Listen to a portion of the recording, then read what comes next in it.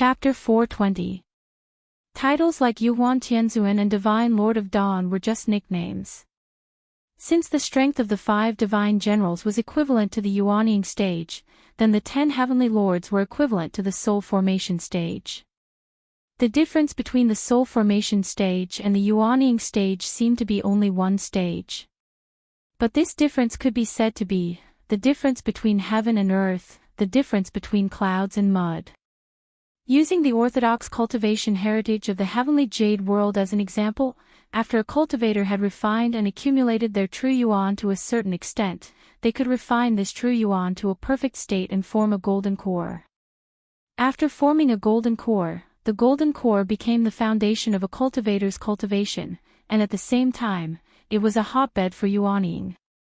It was like a seed that was scattered in the soil. As long as it was carefully cared for, it would eventually blossom and bear fruit. The flower that blossomed from the golden core, this was the so-called yuanying. Yuanying was formed from the transformation of the golden core. During the entire transformation process, the cultivator's 3 spiritual and 7 physical souls would gradually transfer from the heart to the yuanying. As long as the yuanying was not extinguished, the soul would not dissipate. It was also because of this that even if a cultivator's physical body was destroyed during the yuanying stage, they could still use the yuanying to possess another body and obtain a new life. Qi refinement, foundation establishment, golden core, yuanying, soul formation, void. If the Qi refinement stage was the starting point for one to enter the immortal sect, then the foundation establishment and golden core stages were actually just a process of continuous consolidation. Cultivation was also mainly about refining the spiritual energy of heaven and earth and refining one's own true yuan. In fact, even though the golden core stage was called a heavenly man, they had not truly entered the next level of qualitative change. Only after a cultivator had formed yuanying and merged their soul with the yuanying would they truly begin to undergo a second qualitative change. Therefore, the entire process from Qi refinement to golden core was also called transforming essence into Qi. There were no shortcuts on the path of cultivation. It could be said that one had to take one step at a time. This aspect had not been mentioned before because those below the semi-god realm were nothing but ants. Divine generals seemed high and mighty, but in Chen Shi's eyes, there wasn't much difference between divine generals and celestials. After all, transforming energy into Qi was only the first stage. Only when a cultivator broke through to the yuanying stage and began to explore the threshold of the soul formation stage, would they officially step into the second stage, which was refining Qi into spirit. Everything was easy to learn, but difficult to master. Cultivation was no exception. It took Chen Shi 500 years to progress from the Qi refinement stage to the soul formation stage. Compared to those old freaks who spent thousands of years to reach the soul formation stage, this cultivation speed was already very terrifying. But even with Chen Shi's outstanding talent for cultivation, after reaching the divine transformation stage, it would be extremely difficult to make further breakthroughs. Because at this level, refining essence into Qi was no longer the main point. Refining Qi into spirit was the main point. The so-called divinity transformation was to fuse yuanying with the divine soul, allowing it to undergo a qualitative change in form, primordial spirit. Golden core, yuanying, primordial spirit. This was a transformation that every cultivator had to go through. Chen Shi's cultivation had already reached the peak of the soul formation stage, only one step away from the insightful emptiness stage. So what he really had to face now was understanding the true meaning of the word void, understanding the first law of heaven and earth, and undergoing another qualitative change. This was something at the next level. Chen Shi had yet to understand it, and Yuan Tianzuan was naturally far from it. Let's talk about the Dragon Head Peak first. After Yuan Tianzuan charged at Chen Shi, the two immediately engaged in an all-out battle. The intensity of a battle at this level was completely beyond everyone's imagination. There was no concept of planets in the great world. After leaving the floating island, there was only the endless void left. Therefore, After Heavenly Lord Wondrous spells closed the protective array, Yuan Tianzuan immediately lured Qin Shi into the depths of the void to prevent the battle from reaching the Imperial Zenith Hall. Without the restriction of the venue, the battle instantly became more intense. Heavenly Lord Wondrous spells and Heavenly Lord Xuanzhen led a group of divine generals and celestial lords to watch the battle from afar. This battle shocked the entire great world. Almost everyone was watching this battle between heavenly venerables. The glazed glass lamp was blazing with red flames, and the divine general's Dharma idol sword shadows were endless. Astral winds blew, and divine light fluttered. The void trembled, and everyone looked down. If the floating island's protective array formation had not been personally set up by the Grand Pure Divine Ancestor, it would have been destroyed by the shockwaves from their battle. And as Yuan Tianzuan gradually revealed his full strength, Qin Shi also fell into a disadvantage. This was the first time Qin Shi was so passive in a battle since returning to Earth. On one hand, it was because he had not recovered to his peak state. On the other hand, it was entirely because of the jade-glazed glass lamp in Yuan Tianzuan's hand. In any case, Yuan Tianzuan was the leader of the 10 heavenly venerables. At the same time, he also had the help of a supreme treasure like the jade-glazed glass lamp. Qin Shi was alone and did not even have a weapon to back him up. Thus, he did not dare to face him head-on. Thus, Qin Shi could only retreat as he fought. He tried to find Yuan Tianzuan's weakness in the battle and defeat him in one fell swoop. After a fierce battle, Qin Shi had a rough idea of Yuan Tianzuan's strength. Although this old man's cultivation was high, it was obvious that he was slightly inferior. He was about the mid-stage soul formation. It was unknown whether it was because the great world was too peaceful, but Yuan Tianzuan's combat experience was clearly inferior to Qin Shi's because he had not experienced blood and fire. Thus, Qin Shi decided to show weakness to his enemy and silently look for an opportunity. If he was strong, he would be strong. If he was tyrannical, he would be tyrannical. When Yuan Tianzuan saw that Qin Shi kept retreating, he mistakenly thought that Qin Shi was afraid of fighting. Thus, he did not think much and immediately stepped up his attack, trying to create pressure for Qin Shi. But what Yuan Tianzuan did not expect was, just as he threw out the glazed glass lamp again, Qin Shi's eyes suddenly lit up. Found it. All the threats came from the jade-glazed glass lamp. If Yuan Tianzuan had kept the glazed glass lamp by his side and personally went forward to fight with Qin Shi might have some scruples.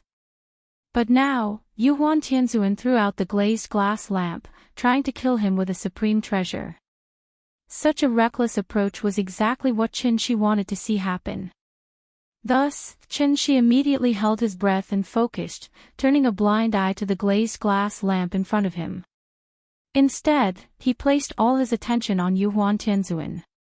Just as the jade-glazed glass lamp was about to hit, Qin Shi drew his sword, changing sword style, kun to softness, even movement is hard.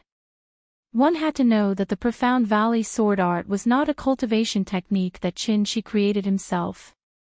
It was the culmination of a senior expert's lifetime of hard work, and then through the continuous refinement of the sect masters of the Heavenly Evolution Divine Sect, it was a classic that had been handed down for generations.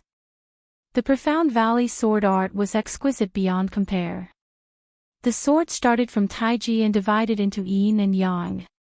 The 4 trigrams of yang were Qian Dui Li Zhen. The 4 trigrams of yin were Sun Kan Zhen Kuan.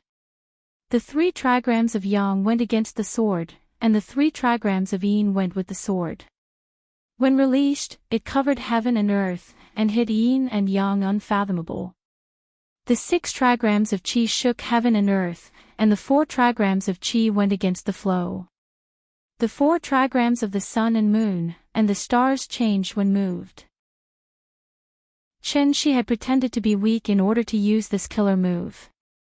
Thus, the moment he drew his sword, the surging true essence immediately affected the qi, and an intense killing intent instantly filled the endless void where the two of them were. Yuan Tianzuan sensed that something was wrong and hurriedly wanted to withdraw the glazed glass lamp. But at this moment, Qin Shi had already swung the sword in his hand. Please remember the domain name of this book, .com, Wonderful Book Mobile Version Website, .com. Chapter 421. Kuin was the softest, and when it moved, it was the strongest. The moment this sword was swung out, an aurora appeared in the sky of the great world for the first time. Looking at it from afar, it was so beautiful and dazzling, full of colors. Against the endless void, the sword shadows that filled the sky were like colorful ribbons. Ying gently floated toward Yuan Tianzuan along with the breeze. Then, the sword shadows collided with the burning jade world glazed cup. But what was surprising was that, the sword shadows were like ripples of water. The moment they touched the jade world glazed cup, they immediately split and floated to the sides, as if they were actively making way for the cup. The jade world glazed cup smashed toward Qin Shi like a hot knife through butter. Meanwhile, the sword shadow circled around the lamp and gracefully drifted toward Heavenly Venerable Yuan. And this was the opportunity that Qin Shi had been waiting for a long time. At the cost of taking a hit from the glazed cup in exchange for a chance to hit Yuan Tianzuan with a sword. A sword for a cup. It seemed like there was no difference, but in fact, Qin Shi had profited. As the saying went, those who were barefoot were not afraid of those who were wearing shoes. He was an old bachelor. If it was purely a competition of Dharma treasures, he would definitely be at a disadvantage. Therefore, the strategy of harming the enemy while harming himself was clearly the best strategy. Therefore, by the time Yuan Tianzuan realized something was wrong, it was already too late for him to take back the glazed cup. As a result, Yuan Tianzuan could only watch as the sword shadows, which were like huge waves on the sea, came crashing toward him. Boom! With a loud boom, a magnificent scene similar to that of a planet exploding appeared before everyone's eyes. Along with the blazing light produced by the explosion, billions of needle-like rays of light shot into everyone's eyes. These rays of light still contained the true essence of the two celestial venerables, so when they entered their eyes, it gave people a heart-wrenching pain. Among them, those with lower cultivation levels were pierced by the qi on the spot, causing blood to seep out of their eye sockets. Except for the two Empyreans, Miao Fa and Xian Jin, almost everyone was affected by the aftermath of the battle. The surging true yuan wreaked havoc in the boundless void, causing the 120,000 floating islands to tremble. The heavens of the great world, it was going to collapse. Fortunately, every floating island had a protective formation left behind by the divine ancestor, so no matter how intense the battle was, it had very little effect on the residents of the islands. When the strong light began to weaken, everyone turned their heads, wanting to know the result of this battle as soon as possible. As everyone looked over, they could see that Heavenly Venerable Yuan was still facing off against the unknown invader in the distant void. It was as if nothing had happened. It was as if the victor had not been decided yet. Seeing this, everyone couldn't help but sigh. This was indeed a battle between Heavenly Venerables. From the looks of it, it would be impossible to determine the victor in a short period of time. However, just as everyone was looking forward to a more exciting battle scene, Yuan Tianzuan suddenly spat out a mouthful of blood essence. Then, he pointed at Qin Shi in horror and sighed. "Where did you come from? It's impossible for an expert like you to appear in the lower realm." Impossible. After this battle, Yuan Tianzuan finally saw Qin Shi's true ability. If he didn't have a defensive magic treasure on him, this sword might have left a mark on his body. Even so, this sword still hurt Yuan Tianzuan, so much so that his breathing was obviously a little irregular, and the blood in his chest was constantly surging. "Can we sit down and talk now?" Qin Shi didn't directly answer Yuan Tianzuan's question. After he withdrew the divine general celestial body in his hand, he made an inviting gesture to Yuan Tianzuan, giving Yuan Tianzuan enough face. After all, unless it was absolutely necessary, Qinshi really didn't want to use force to solve the problem. However, what Qinshi didn't expect was that, after hearing his words, Yuan Tianzuan's eyes suddenly flashed with a trace of ruthlessness. Then, he suddenly sent a voice transmission to the two heavenly venerables, Miaofa and Xuanzhen. "This thief is tricky. Please lend me a hand and take him down." Hearing this, heavenly venerables Miaofa and Xuanzhen couldn't help but look at each other. They seemed to have some concerns in their hearts. It was not that they didn't want to help, but because of their status, they felt that it was a little difficult. After all, the three of them were the high and mighty heavenly venerables of the 10 directions. Now, they actually wanted to join forces to attack one person. What would the onlookers think? As heavenly venerables, did they have any shame? Seeing that the two of them were hesitating, Yuan Tianzuan immediately added, "This person's origin is unknown. You have seen the moves that he used just now. His cultivation method seems to be more exquisite than the great clear orthodoxy left behind by the divine ancestor. Therefore, I suspect that he didn't come from the lower realm at all, but from somewhere else. This person has a big secret on him. If he can fall into our hands, it will be a great thing. I ask the two of you to help me capture him. Don't let him escape." At this point, if heavenly venerables Miaofa and Xuanzhen still didn't express their opinions, they wouldn't be giving Yuan Tianzuan any face. Moreover, after watching the battle just now, the two of them had developed a great interest in the Dark Valley sword technique that Qinshi used. Therefore, after looking at each other, they directly rushed toward Qinshi. Anyway, the 10 directions heavens had already lost all their face. What was the point of saying so much nonsense? As long as they captured this person, they could find a random reason to explain it to the onlookers. From the beginning to the end, Yuan Tianzuan didn't want to negotiate with Qinshi. On one hand, it was because of Wu Xiu's death.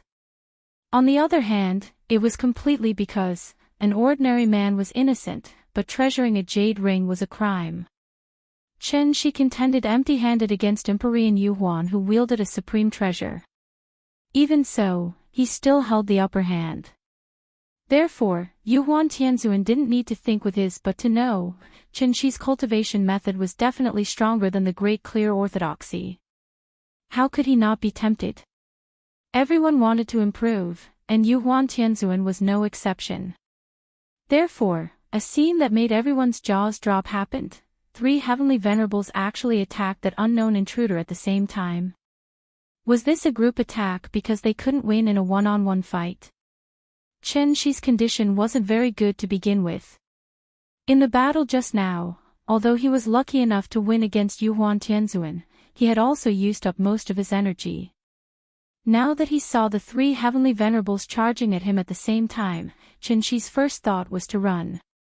However, as soon as this thought appeared, it was immediately thrown out of his mind. He couldn't run.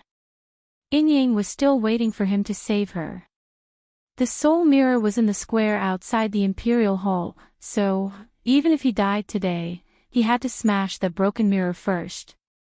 Alright, the updates were not good enough. Even breathing was wrong, big bosses, I was wrong. You read a lot, so of course you know the traditional cultivation realms, but some readers don't know. As a salted fish, I really don't dare to promise how much I will update every day. I also don't want to lie to you and paint a big picture for you. In short, under the situation of maintaining daily updates, I'll update as much as I can. Look, I updated early today, so I can save 300 more words there at night.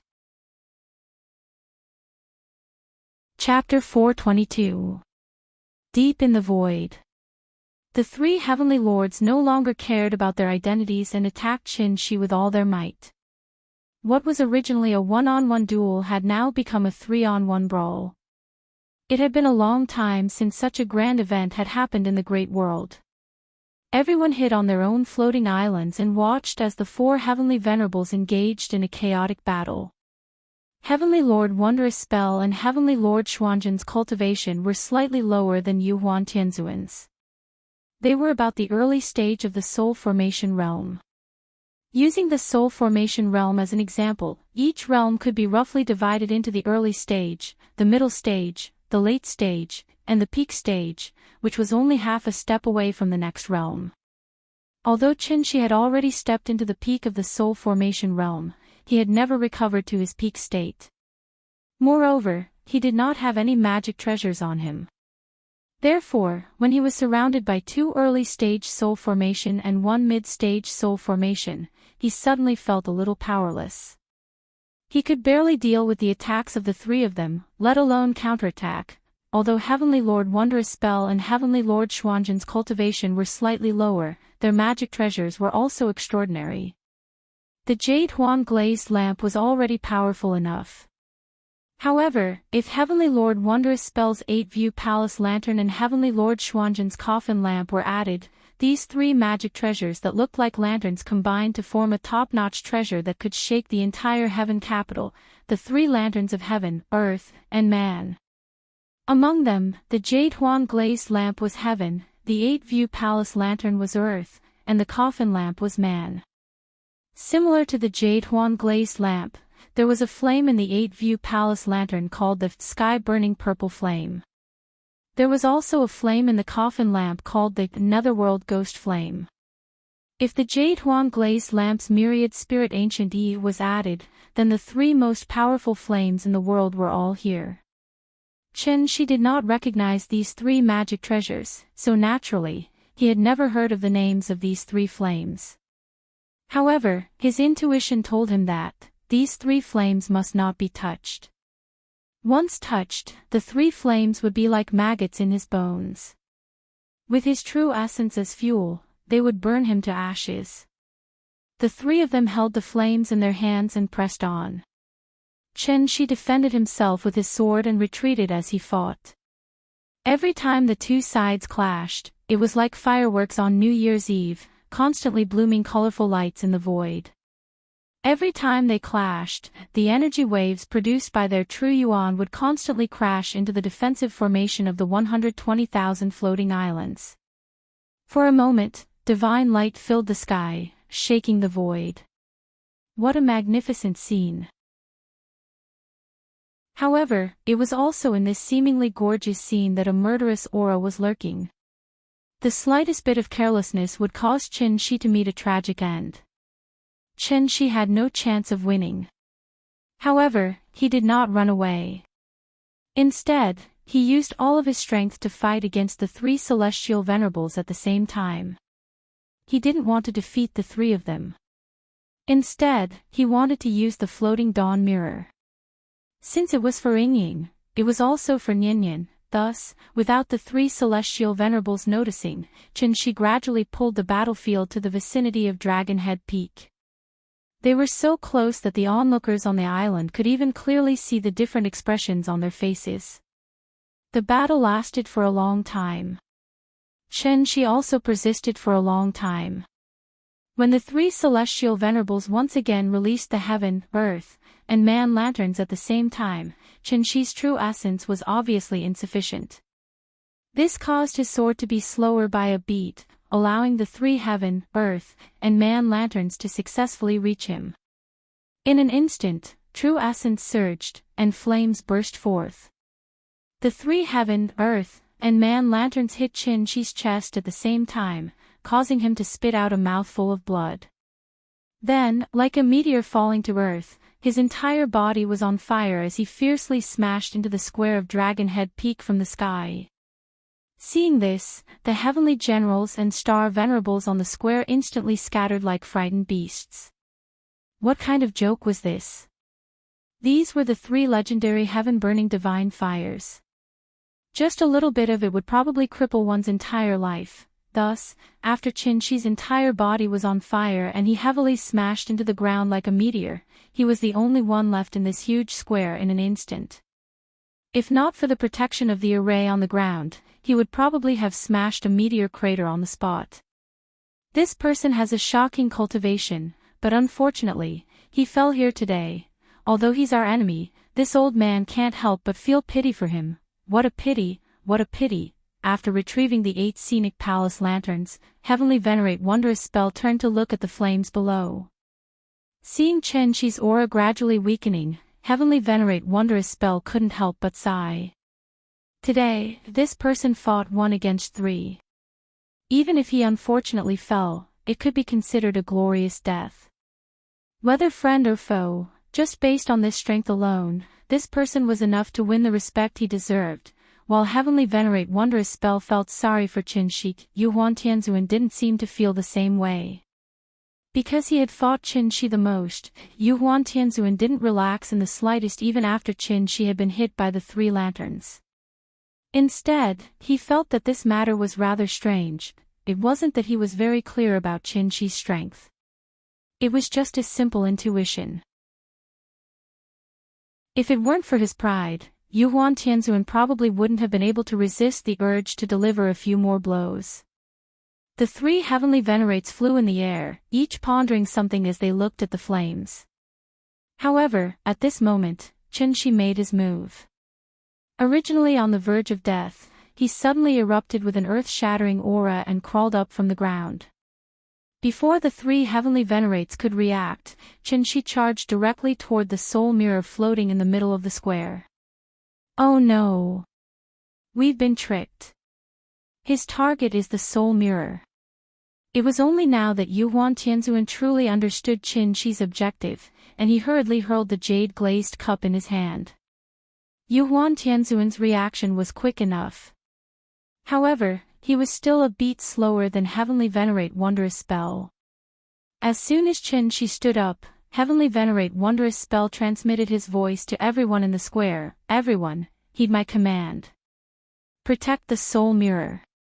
Do not let this person near the soul mirror even if you have to perish.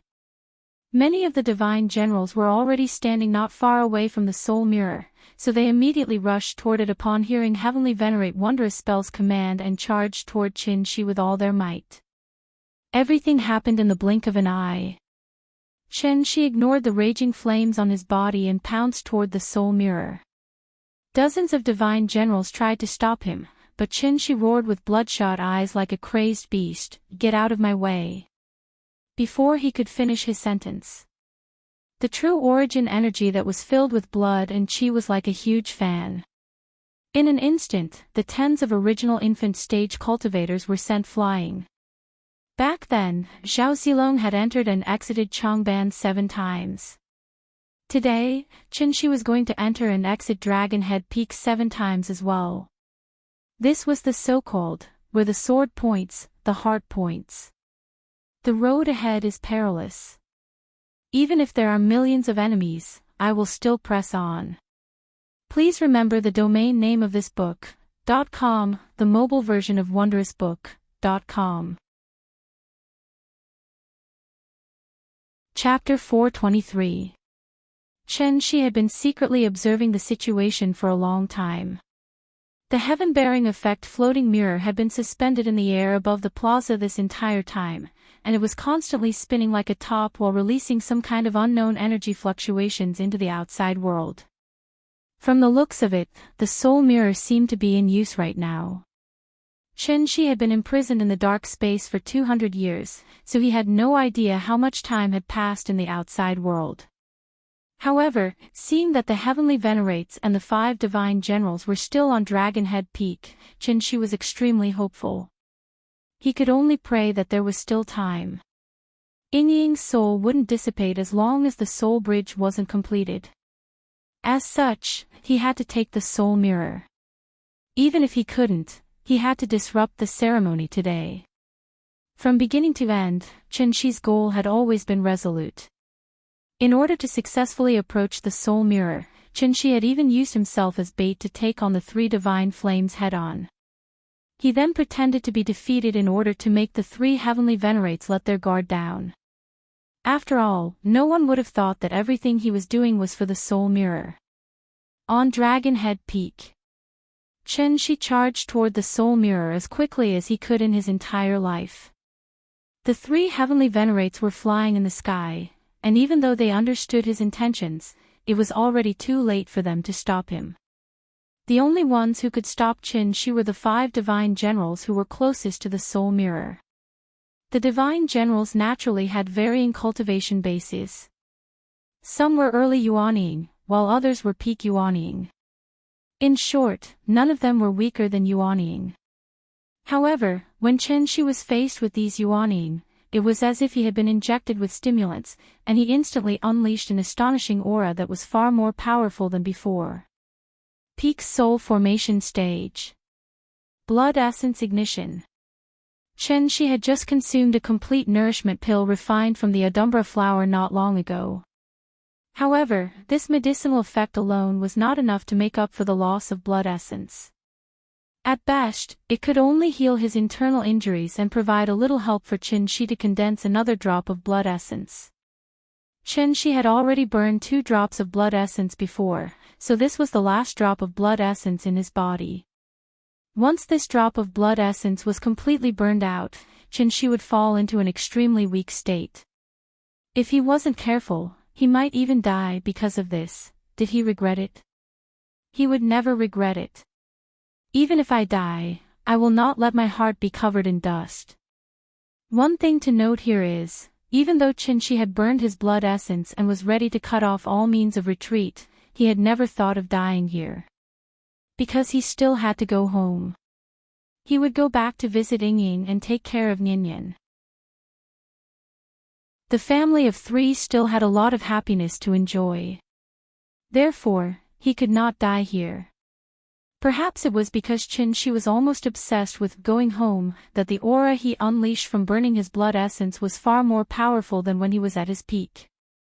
In fact, he was even more powerful than the divine monarch Chen Shi of the heavenly Jade Realm, who wielded the Tian Yen divine sword. When a person had a firm belief in their heart, they were invincible. Even though he was surrounded by dozens of nascent soul cultivators, Chen Shi was not the slightest bit afraid. Instead, like the autumn wind sweeping away the fallen leaves, he sent the dozens of cultivators in front of him flying at the same time. The 3 divine flames were still burning fiercely on his body, but Chen Shi didn't seem to feel any pain at all. His surging true essence was also strangely seeping with blood energy. In this state where blood and fire intertwined, Chen Shi was on the brink of insanity. After using brute force to clear the obstacles in front of him, he abruptly pounced toward the soul mirror. The soul mirror was still spinning in midair. Chen Shi could even clearly see the patterns on the mirror. However, just as his fingers were about to touch the soul mirror, this primordial treasure that had saved the primordial immortal cultivators suddenly emitted an extremely dazzling light. Chen Shi didn't even have time to react before this ray of light was like a battering ram, violently sending him flying. Pfft! Chen Shi spat out a mouthful of blood as he crashed heavily to the ground. Chen Shi didn't stop as he looked at the invisible wall in front of him. He immediately flew up as soon as he landed and charged toward the soul mirror again. It was clear that the soul mirror was protected by a spell formation. Under normal circumstances, Chen Shi might have been able to think of a way to break the spell formation. However, in today's situation, he could only rely on brute force to break the spell formation. Without any hesitation, the image of the divine sword appeared in Chen Shi's hand again. It was just a defensive spell formation. Even if the Tai Ching sacred ancestor was here, Chen Shi would still destroy it. Break! As Chen Shi swung his sword, countless images of the divine sword appeared in the air. The third technique of the Moonlight Sword Technique, 10,000 Swords of Origin. An endless stream of sword shadows rose up like a long dragon and crashed into the spell formation protecting the soul mirror. Each sword represented a single collision. When the first sword smashed into the array and shattered, the second sword followed closely behind. One sword after another, it was an endless stream of attacks. The sword shadows would not stop until the spell formation was broken. In the blink of an eye, the spell formation had been struck thousands of times, and each time, it was at the same spot. Chen Shi was trying to break the spell formation with a single point. Even though the spell formation had been set up by the sacred ancestor many years ago, it was beginning to falter in the face of such violent attacks. How could the 3 heavenly venerables allow Chen Shi to break the spell formation so easily? Thus, while Qinshi was busy hacking at the spell formation, the three lanterns of heaven, earth, and man crashed into Qinshi's back. Bam! With a loud bang, the power of the three lanterns crashed into Qinshi's body. This was the combined attack of three soul formation cultivators. However, Qinshi gritted his teeth and endured it. He was still in the same position as before. The moment the three lanterns hit him, Qinshi did not resist at all. Instead, he used his body as a medium to increase the power of the spell formation by 30%. Break! Ah! Qinshi roared angrily, and a crack appeared in the spell formation protecting the soul mirror. Seeing this, Qinshi couldn't help but smile. He didn't care how serious his injuries were. He swung the sword in his hand and viciously slashed at the damned mirror. The first technique of the Moonlight Sword technique, Hidden Void Sword. After exhausting all of his true essence to slash out this sword strike, Qinshi's heart that had been tightly wounded finally relaxed. At this moment, he was very calm and relaxed. Because he really did his best. Qinshi didn't look at the soul mirror again. Instead, he turned around and looked behind him. As he turned around, the shadows of the three lanterns of heaven, earth, and man appeared clearly in his eyes, and they became bigger and bigger. Qinshi smiled and didn't resist anymore. He just calmly closed his eyes. Ying, I'm sorry, I failed to keep our promise. Nian, I'm sorry, Daddy can't take care of you anymore. The three lanterns came crashing down. However, Qinshi calmly opened his arms and began to recall the happy memories of the past. He was very tired. It was time to rest. The only regret was, I might not be able to see you again. I'm sorry, the two women I love the most in my life.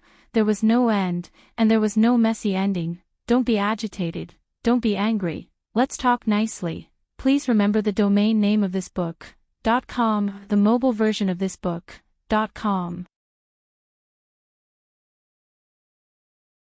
Chapter 424. On Dragon Head Peak. The array formation protecting the soul mirror was actually set up by the Grand Pure One himself. Although many years had passed and the power of the array was no longer what it used to be, it was not something a peak soul formation cultivator could easily break. Under the state of burning essence blood, if Qinshi was determined to run, the three lanterns of heaven, earth, and man would not be able to easily hit him. However, he did not run. Instead, he gritted his teeth and endured the combined attack of the three celestial venerables. He used his body as a medium and successfully transferred the power of the three celestial venerables to the array formation. With the combination of the two, the array formation was immediately broken. Defensive formations generally had a self-healing ability, so even if the formation was broken, this small hole, which was only an inch wide, would quickly heal. At that moment, there was not much time left for Qinshi to react. There were actually only two choices left for him. He could leave decisively before his blood essence was completely burned and find an opportunity to return to Dragon Head Peak in the future to take revenge. Or he could fight to the death and use this once-in-a-lifetime opportunity to destroy the soul mirror in one fell swoop. Qinshi did not know when Heaven Capital would be able to build the soul bridge. If the soul bridge was built quickly, then what should he use to save Ying? Wouldn't everything still be back to square one? Therefore, he chose the second method. Instead of running, he resolutely swung the sword in his hand. He, who was already covered in wounds, completely lost the ability to resist after using all his strength to swing the sword. This was the core of the entire great world, and also the most noble place in Heaven Capital. In addition to the three celestial venerables who were eager to take him down, there were also countless 5 divine generals and Rakshasa starlords watching from the side. Qinshi chose his lover. And gave himself up. After all, the 3 celestial venerables were not wooden dummies. Naturally, they would not give him time to think calmly. When Qinshi decided to swing that sword, the 3 lanterns of heaven, earth, and man once again smashed towards him. Are you willing to sacrifice yourself for your lover? Human nature could not withstand the test. Perhaps if the scene was different, Qinshi would not necessarily give himself up to save Qin Ruoying. But at least at this moment, he still bravely shouted that, "I am willing." Compared to everyone present, Qinshi's cultivation was indeed very high, but he was not at the invincible Vajra level. Without the protection of a magic treasure, how could the combined attack of 3 celestial venerables be so easy to withstand? He had already taken it head-on twice, so when he saw the 3 lanterns of heaven, earth, and man smashing toward him again, Qinshi calmly closed his eyes. The 3 lanterns came crashing down. Qinshi could even clearly feel a wave of heat hitting his face. After that, the dazzling flames swallowed him up like a ferocious beast from the primordial times. Boom! A huge explosion rang out from the Dragon Head Peak once again, causing the entire floating island to tremble violently. The place where Qinshi was standing suddenly burst into flames. The fire was extremely ferocious. Whether it was the air or the bricks, everything was ignited at the slightest touch. If it weren't for the Imperial Extreme Hall being protected by a grand array, it would have long been turned into ruins by the raging flames. When the surrounding heaven and earth spirit chi had been burned out, a vacuum appeared in the square. The fire filled the line of sight. Yuhuan Tianzuan had been using his divine sense to observe Qinshi's situation.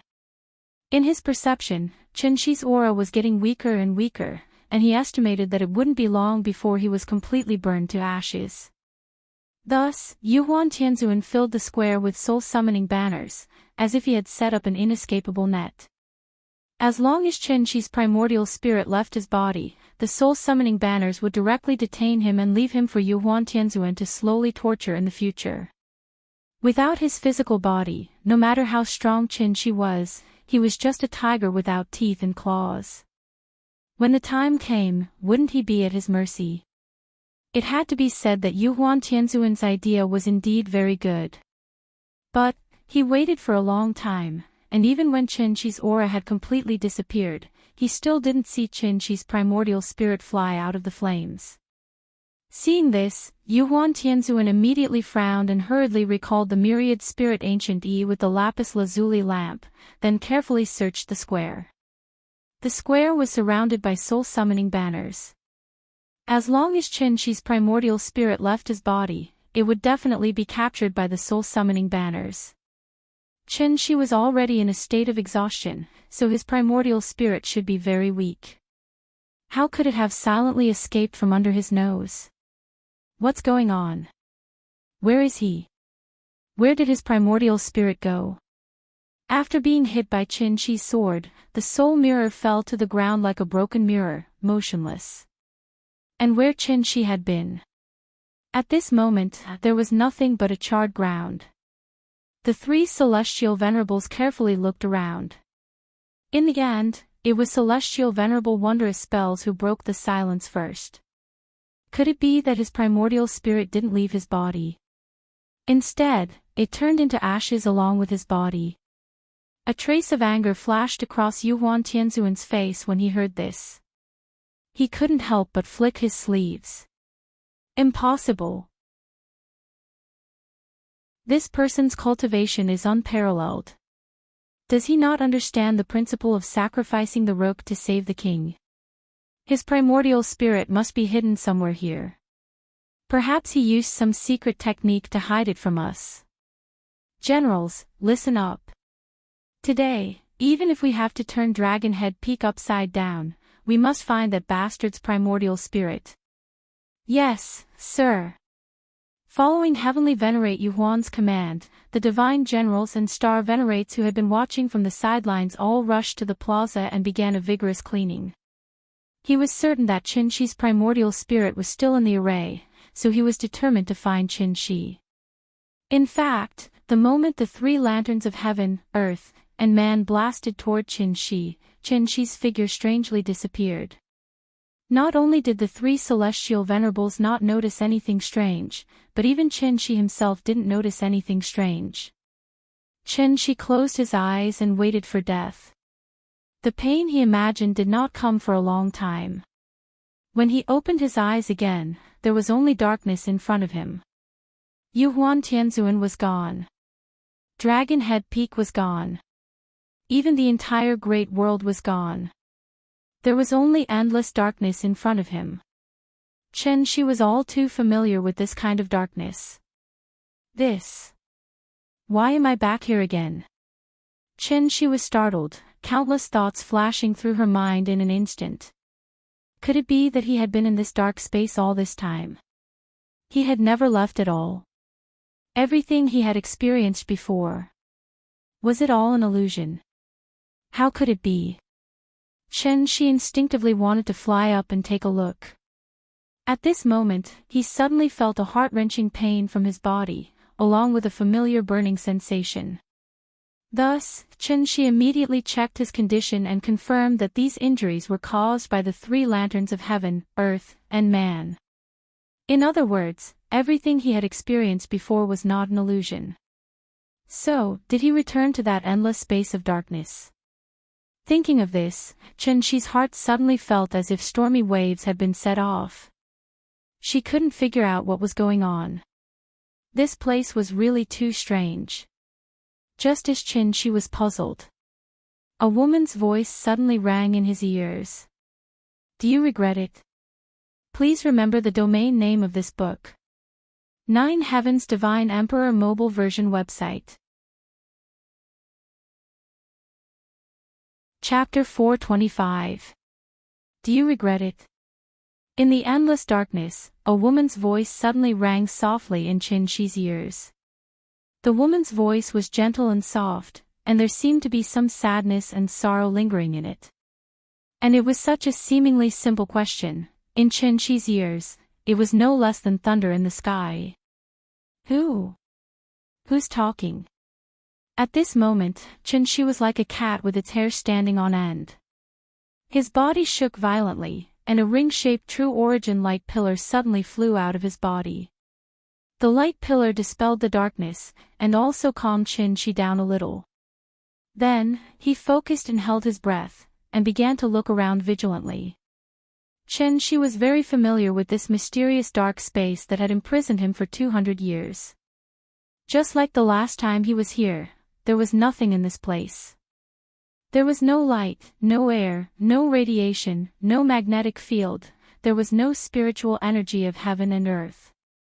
But the woman's voice just now was so real, as if she was leaning against his ear and whispering softly. For safety reasons, Chen Shi immediately released his divine sense, and with himself as the center, he carefully explored the darkness. But, in this endless darkness, there was not even a speck of dust, let alone a person who could speak. Could it be that I'm hallucinating? Chen Shi was somewhat uncertain. After all, he had experienced too many strange things, and his brain could no longer react. But just as he was feeling puzzled, the woman's voice rang again. Do you regret it? This time, Chen Shi finally heard it clearly. He was not hallucinating, and there was really someone leaning against his ear and whispering softly.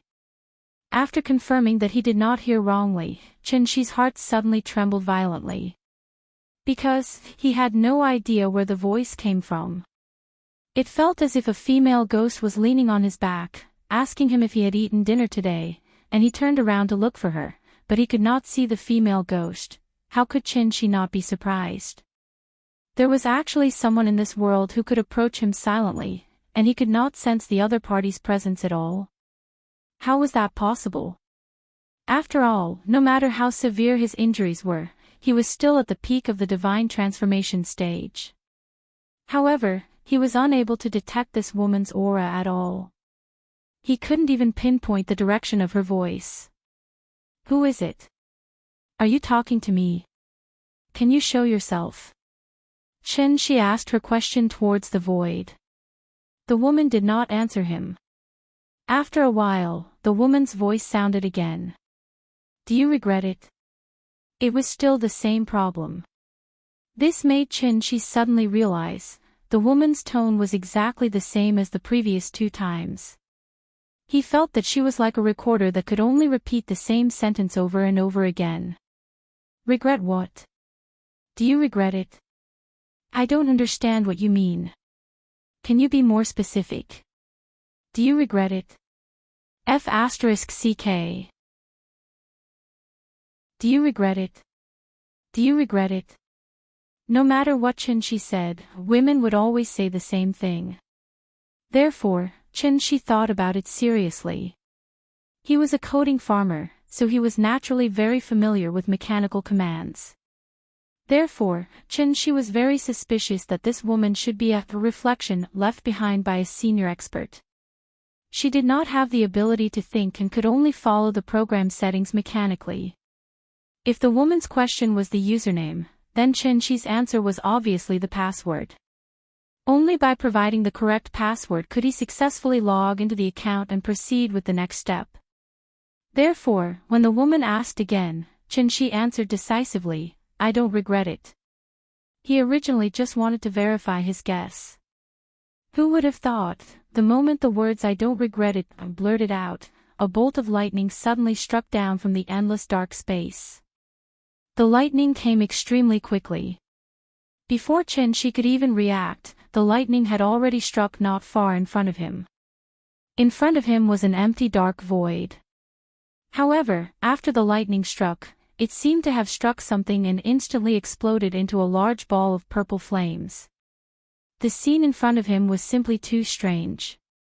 Chin-shi subconsciously wanted to turn around and leave, only to find that he could not move his body. At this moment, the ball of purple flames floating in the void slowly drifted toward him. Chin-shi watched as the flames gradually approached him. He tried his best to break free, but his body seemed to have been separated from his soul and did not listen to his commands at all. One had to know that he was at the peak of the soul formation stage. At this moment, he was like a puppet that was being manipulated by someone at will. Faced with such a strange situation, Chin-shi suddenly had a human emotion that had not appeared in hundreds of years: confusion and helplessness. Confusion and uneasiness. Humans were always afraid of things that they did not know, and Chin-shi was no exception. It was also at this moment that he finally realized how insignificant he was. So what if he was at the soul formation stage? The purple flames were getting closer and closer to Chin-shi. It was only when they were about to touch him that the purple flames suddenly stopped. Then, under Chin-shi's dumbfounded expression, a shackled arm covered in scars suddenly stretched out from the flames. First it was the left hand, then the right hand. Like Sadako crawling out of a TV, the person slowly crawled out of the flames along with the clanking sound of the shackles. Perhaps it was because of the spell, but Chin-shi could not see the person's face at all, so he could only judge based on the slender figure and the high bulging chest. The person in front of him should be a woman. The way the woman appeared was very strange, but what really shocked Chin-shi was the way the woman was dressed. He saw that her wrists, ankles, neck, waist, abdomen, ribs, and shoulder blades were all locked in shackles. 9 chains thicker than her arms were connected to the shackles, so every time the woman moved, the chains all over her body would jingle non-stop. Her clothes were ragged, and Chin-shi could even see half of her chest. And the parts of her body that were not covered by clothes were full of terrifying scars. Chin-shi was stunned. The woman's appearance was completely different from what he had imagined. He originally thought that the other party was some hidden expert, at least at the same level as the Taiching divine ancestor, so she could easily bring him here from the Dragon Head Peak. Who would have thought that this woman was dressed like a prisoner? Chin-shi stared at the woman in front of him in a daze, and only a blank was left in his mind. And at this moment, the woman who crawled out of the flames directly pressed her blurry face against Chin-shi's face, and then asked again, "Are you willing?" Chapter 426. Are you willing? Even though the woman's face was only 2 or 3 centimeters away from Chin-shi, he still couldn't see the woman's face clearly. He only felt that his vision was blurry, and he couldn't even distinguish her facial features. It felt like a thick layer of mosaic. Chin-shi didn't know what the woman wanted to ask, but he didn't dare to answer. After all, he didn't even know what the woman was asking. What if he answered wrongly? A bank card password would be temporarily frozen if it was entered wrongly 3 times, not to mention this strange and mysterious woman in front of him. Although the woman was close, She couldn't feel any trace of her existence. There was no body temperature, no breath, no sound, and no smell. Whether it was breath, or aura. This woman had none of that. She was like a lifeless, still painting. As long as She closed his eyes, he wouldn't be able to sense the woman's existence. But as soon as he opened his eyes, the woman's blurry face would immediately appear in front of him. Are you willing? Just like before, the woman waited for about 2 minutes. After seeing that She didn't answer, she asked again. Her voice was still so gentle and soft. After She heard this, the pressure in his heart increased. Should he answer? Or should he not answer? She was tied to the ground by the woman. Other than his head, his body was completely out of his control. This stalemate obviously wasn't a good idea. So, after She thought about it again and again, he asked tentatively, "Dare I ask? What's your question?" "There's only one question, are you willing or not?" "How can I answer that?" She originally only wanted to test her, to see if the woman would still ask questions mechanically like before.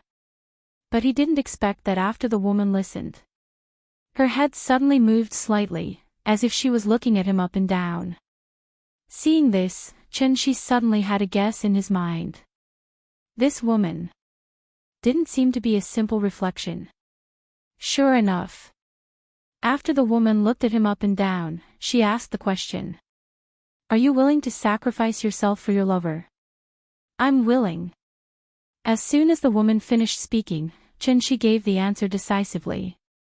Wasn't this nonsense? If it wasn't for Ying, how could he be easily defeated by 3 heavenly masters? She could be considered to have walked through the gates of hell. Although he couldn't figure out why he suddenly returned to the dark space, it didn't stop She from making bold guesses. This must have something to do with this mysterious woman. Since the woman had brought him back from the gates of hell, she probably wasn't just playing with him for fun. Therefore, after much consideration, She decided to answer the woman's question first. He also wanted to see what strange reaction the woman would have next. However, what She didn't expect. He gave the answer, but the woman did not respond at all, as if a computer had crashed. She was depressed. After 2 or 3 minutes, the woman she slowly raised her right hand and gently placed it on She's cheek. The arm that was shackled and covered in scars was so real. However, She didn't feel like he was being touched by a foreign object. This scene was very strange. It was like the sun shining on the arm, and then the shadow of the arm was reflected on She's face. She couldn't feel the woman touching him at all. However, his eyes could clearly see that the woman's palm was continuously caressing his face. What's going on? The woman's behavior made She very uncomfortable. However, there was nothing he could do. He could only watch as he was being molested. He was at the peak of the soul formation stage, but now he was reduced to such a state. It was really sad and lamentable. Since he couldn't resist, he could only endure silently. She closed his eyes with a numb expression, but his mind was working quickly. Everything in front of him was too strange. Even with his experience, he couldn't figure out what kind of existence this woman was. This scene was very similar to how he treated his sister-in-law in the past. Didn't Qin Shuiqing, who was still an ordinary warrior, also let She do whatever he wanted? The peak strength did not understand the world of the soul formation stage. Just like the soul formation stage did not understand the world of the void realm. Even when facing his master, She didn't feel so lost. So it was obvious. This mysterious woman in front of him. She might not just be a void realm expert. Thinking of this, Chin-shi couldn't help but open his eyes and keep looking at the woman in front of him. He was trying to find a secret from the woman.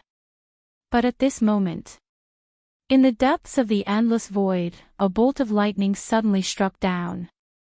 The moment the lightning flashed, not only was Chin-shi shocked, but even the woman seemed to be shocked. The woman hurriedly turned her head to look, and the chains on her body suddenly made a ding-ding-dang-dang sound. Then, Chin-shi's divine sense seemed to have been electrified, and he finally detected a trace of vital essence fluctuation in the depths of the void. This fluctuation was extremely violent, and it could be said to be, the sky fell and the earth cracked. It was earth-shattering. The first bolt of lightning had just disappeared, and it was followed by another bolt of lightning. One bolt after another, and it didn't stop at all. In just a few breaths, there were hundreds and thousands of bolts of lightning striking the depths of the void. The bright light of the lightning was particularly dazzling in the darkness. In each bolt of lightning, there seemed to be a huge wave of vital essence fluctuation. Chin-shi had never seen such an exaggerated wave of vital essence fluctuation, and he only felt that he was so small in front of this wave of energy. It was as panicked as an ordinary person facing the brilliant power of heaven. There was a great terror in the depths of the void. It was like a puppy facing a tiger, or a grass snake facing a dragon. The strong pressure brought about by the difference in realm almost made Chin-shi breathless. Pressure was a very mysterious thing. Here was an example. When Chin-shi faced a group of martial artists on Earth who didn't know anything, as long as he deliberately showed a trace of hostility, the other party would be so scared that they would piss their pants, and probably not even be able to stand properly. This was pressure. This special phenomenon would only occur when there was an absolute difference in realm between two people. It came from the instinct of life, so even immortal cultivators were no exception. Even though Chin-shi had stayed in the heavenly jade world for a whole 500 years, he had never seen such a strong pressure. This big shot who suddenly appeared in the depths of the void. Was he just at the insightful void realm?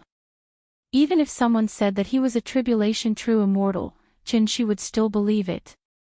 And while Chin-shi was struggling to resist the strong pressure, the chains on the woman's body suddenly tightened, and an unknown force was trying to pull her back into the purple flame. The woman tried to struggle, but the 9 chains on her body seemed to be electrified. The more she struggled, the more pain the chains would bring her. Finally, the woman couldn't hold on any longer. But the moment she was about to be pulled back into the purple flame by the chains, the woman suddenly stretched out her right hand, and then pointed at Chin-shi's forehead. Chapter 427. In the depths of the void, dazzling lightning flashed one after another. Although there was no sound of thunder, every time the lightning flashed, it would set off a huge wave of vital essence. A strong pressure kept surging from the darkness. Chin-shi was in the middle of this pressure. He only felt that he was now like a small sampan floating in the sea, and could be crushed into powder by the stormy waves at any time. Chin-shi struggled against the invisible pressure from the depths of the void. The woman struggled against the 9 chains on her body. There seemed to be an unknown power in the purple flame, and it was this power that restrained the mysterious woman in front of him. The woman struggled frantically. But these 9 chains seemed to be wrapped around the capstan of an ancient city gate. Every time the capstan turned, the chains would tighten inch by inch toward the purple flame. Purple flame, azure lightning. The mysterious woman, 9 chains. Everything looked so strange. But the really strange thing was, no matter how shocking the scene in front of Chin-shi was, he did not hear any strange sounds. Except for the occasional clanging of the chains, Chin-shi could not hear any sound. The dark space was still so quiet. Even if the woman seemed to be howling at the sky, Chin-shi did not hear any sound she made. It was as if he was deaf. Apart from that strong pressure, even his divine sense could not detect any unusual fluctuations. What was happening in front of him? it was completely beyond the scope of Qianxi's understanding. The lightning flashed faster and faster, and the purple flame grew stronger and stronger. The woman was gradually unable to hold on.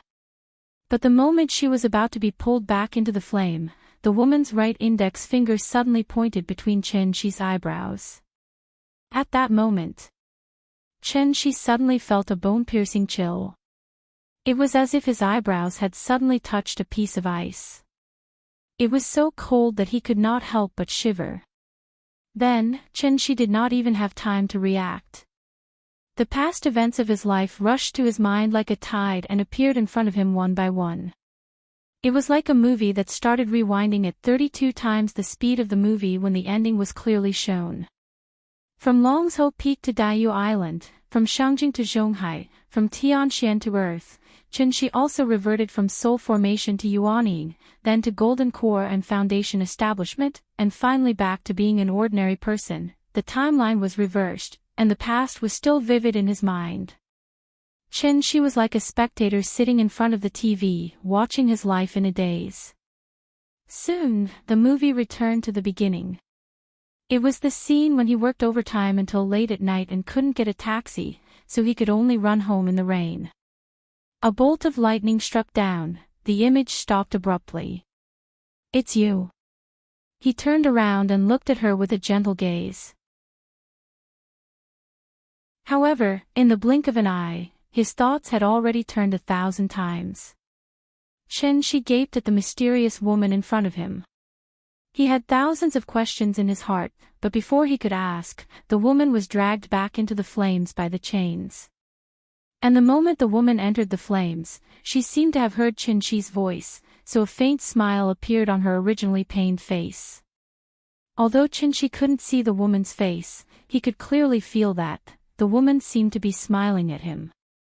Finally, the woman's figure was swallowed by the purple flames.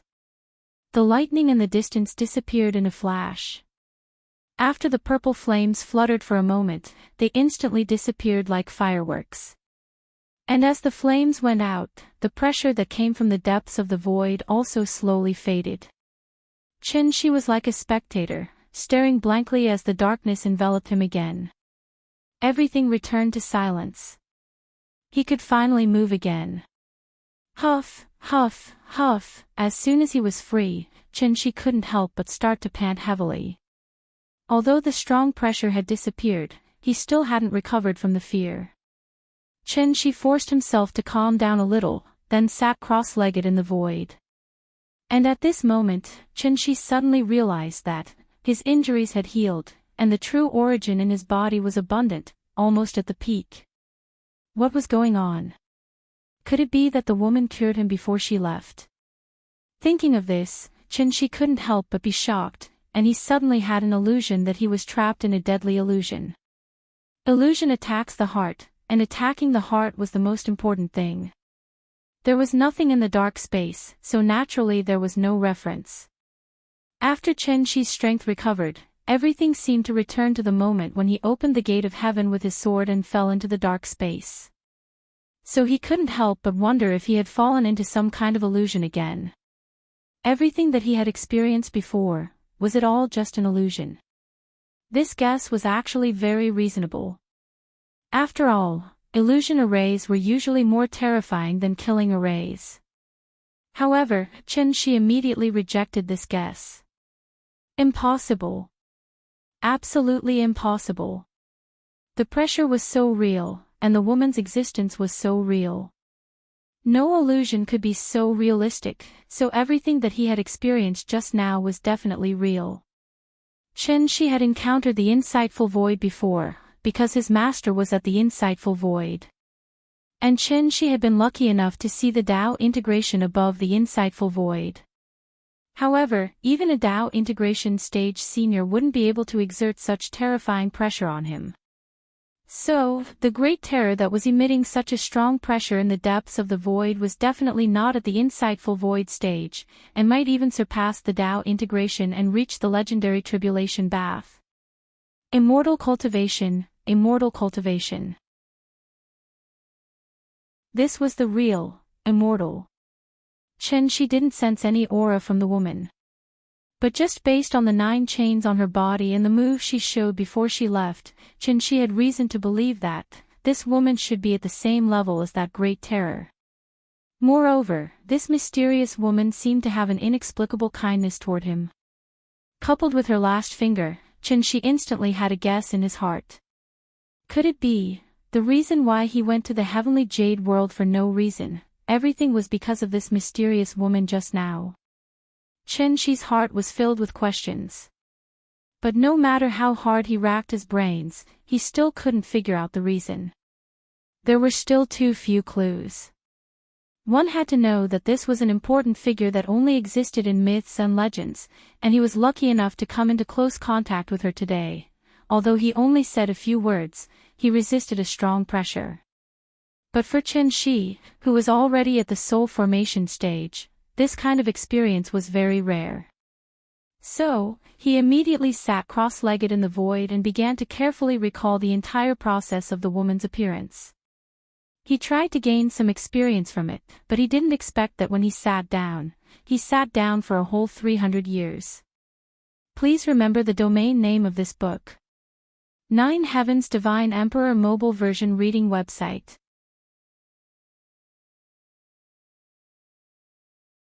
Chapter 428.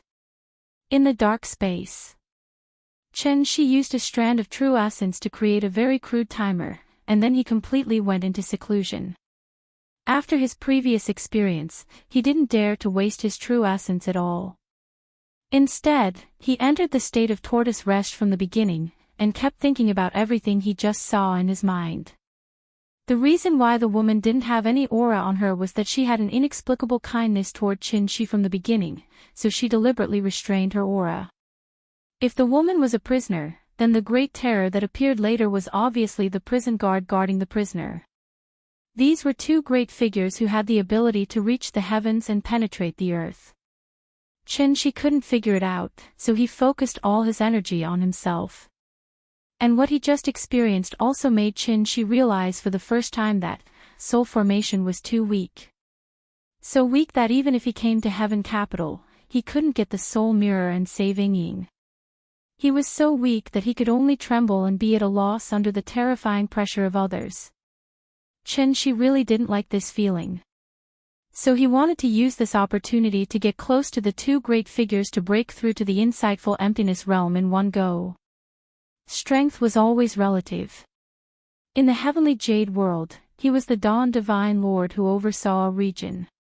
On earth, he was a god who was above ordinary people. But in Heaven Capital, he found that he couldn't deal with the siege of the 10 celestial venerables and 5 divine generals by himself. As for the great terror of the mysterious woman, she was a terrifying existence that Shi didn't even dare to think about before. The comfortable life made Shi gradually forget the first rule, which was natural selection, survival of the fittest. Shi had a monthly salary of more than 10,000, and his life in a small county was too comfortable. But for big cities like Shangjing and Zhonghai, what was more than 10,000 a month? To put it bluntly, in fact, he had lowered his own level, which was why he was able to live a carefree life. You have your pursuits, and I have my choices. So Shi's previous idea wasn't wrong. His mistake was, the development and progress of society would not stop because of a single person. Following the birth of a child, the price of housing skyrocketed. Even if they were hiding in a small county town with a monthly income of more than 10,000, they began to struggle to make ends meet. When Shi could no longer protect his family with his current strength, that would be when he made a grave mistake. Shi realized his mistake, which was why he was so eager to break through to the insightful emptiness realm. It was the same as when he was eager to break through to the divine transformation realm and step on the path home. Fortunately, as long as a man was willing to work hard, it was never too late. Ren Jingfei founded Huawei at the age of 43. Zhong Qingho founded Waha at the age of 44. Then there was Colonel Sanders of the United States, who didn't even start KFC until he was 66. I was once dressed in fine clothes and riding a horse, young and frivolous. Now, he's working diligently, and a great talent is a late success. While Chin-shi was trying his best to comprehend the true meaning of the word void in the dark space, the little fellow was also gradually adapting to her new life, without the company of her parents. As usual, the little fellow made many video calls to Chin-shi every day. For this reason, Wu Lian even specially invited a child psychologist from the capital university to deal with the little fellow's overflowing yearning at any time. The little fellow was like Truman in the movie The Truman Show, living in a fairy tale world that Wu Lian carefully created for her. She gradually got used to video calls with her father, and also gradually got used to her mother's deep sleep. But unfortunately, communication through video calls couldn't compare to the company of real people after all. When the child no longer cried and insisted that her father come home, it meant that her heart had begun to close up. As soon as the video call ended, the smile on the little fellow's face would visibly diminish. She no longer liked new toys, and she no longer clamored to play in the ice rink. If the two brothers didn't come to the courtyard to play with her every day, rain or shine, her entire childhood would probably be much dimmer. Toys, cartoons, Big Cat, and the two brothers had already formed the entire content of the little fellow's life. Grandpa was very good to her.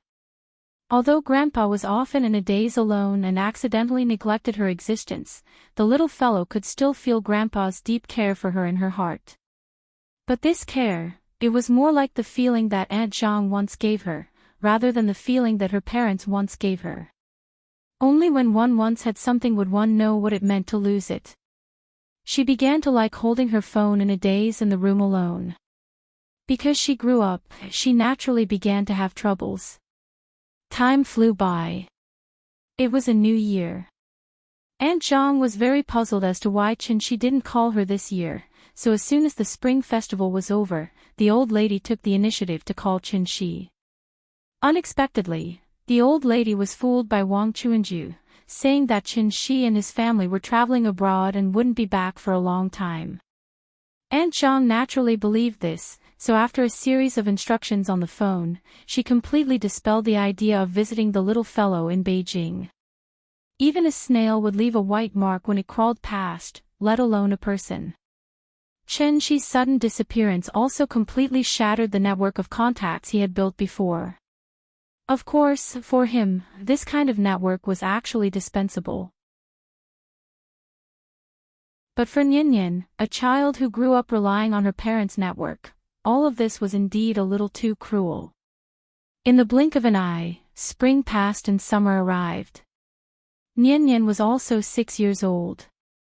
Perhaps because of his age, Qin Yongyan usually didn't care about any holidays except for the spring festival. If the little fellow hadn't suddenly asked when she came home from school, Qin Yongyan would have even forgotten that he had to celebrate a child's birthday. May 5th wasn't today Nian's birthday. After looking at the calendar, Qin Yongyan slapped his forehead and realized. After comforting the little fellow for a while, he hurriedly rushed out to buy her a cake. To be honest, although Qin Yongyan had a scholarly, easygoing, and otherworldly temperament, he was actually a straight man of steel. A straight man, usually, he only knew how to practice martial arts. But now, he suddenly wanted him to make the child happy. Wasn't this making things difficult for him? If the little girl in the cake shop didn't kindly remind him, Qin Yongyan wouldn't even know to prepare 6 candles for Nian. Fortunately, Nian's temperament had changed. If it was when Qin-shi was still alive, this little thing would immediately cry out of grievance. Nian didn't cry. After seeing her grandfather lighting the candles in a hurry, she followed what her mother taught her before, closed her eyes and seriously made a wish. Her wish was very simple, that was, she hoped that her father could come back soon. Therefore, after simply eating a few mouthfuls of cake, the little fellow let Qin Yongyan accompany her to sing, "Insects Fly," just like how she used to celebrate her birthday. The dark sky was low, followed by the bright stars. Insects fly, Who are you thinking of? The stars in the sky shed tears, the roses on the ground withered. The cold wind blows, as long as you accompany me.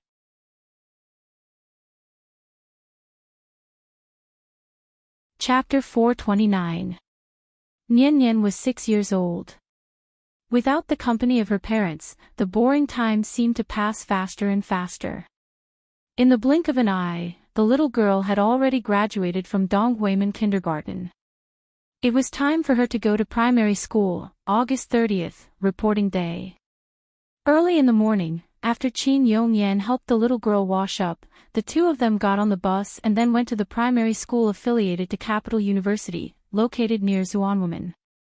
This was the growth path that Qin had planned for the little girl a long time ago. Therefore, after Nian graduated from Donghuimen Kindergarten, she didn't even have to go for an interview. She directly got a place to enroll in Capital University affiliated primary school. And because of her, the two brothers naturally easily got two very precious places. Because they had been living with Xia Kaiji recently, the two brothers couldn't report with Nian today. They could only arrange to meet her at the reporting office later. Qin Yongyan originally thought that Nian would inevitably feel a little scared and even unwilling to go to school when she suddenly changed to an unfamiliar environment. Therefore, before they left, Qin Yongyan was actually mentally prepared for a tough battle. But what he never expected was, after Nian walked into this unfamiliar school, her face didn't have the usual fear and uneasiness that was commonly seen on other children. Instead, it was like she was touring a park. While she walked slowly to the reporting office, her eyes were constantly looking at the classmates who passed by her. To be honest, with her calm appearance, she didn't look like a first-grade child who had just entered school at all. Instead, she looked more like a 4th or 5th-grade child. As one of the top experimental primary schools in the country, the capital-affiliated primary school was not a private school.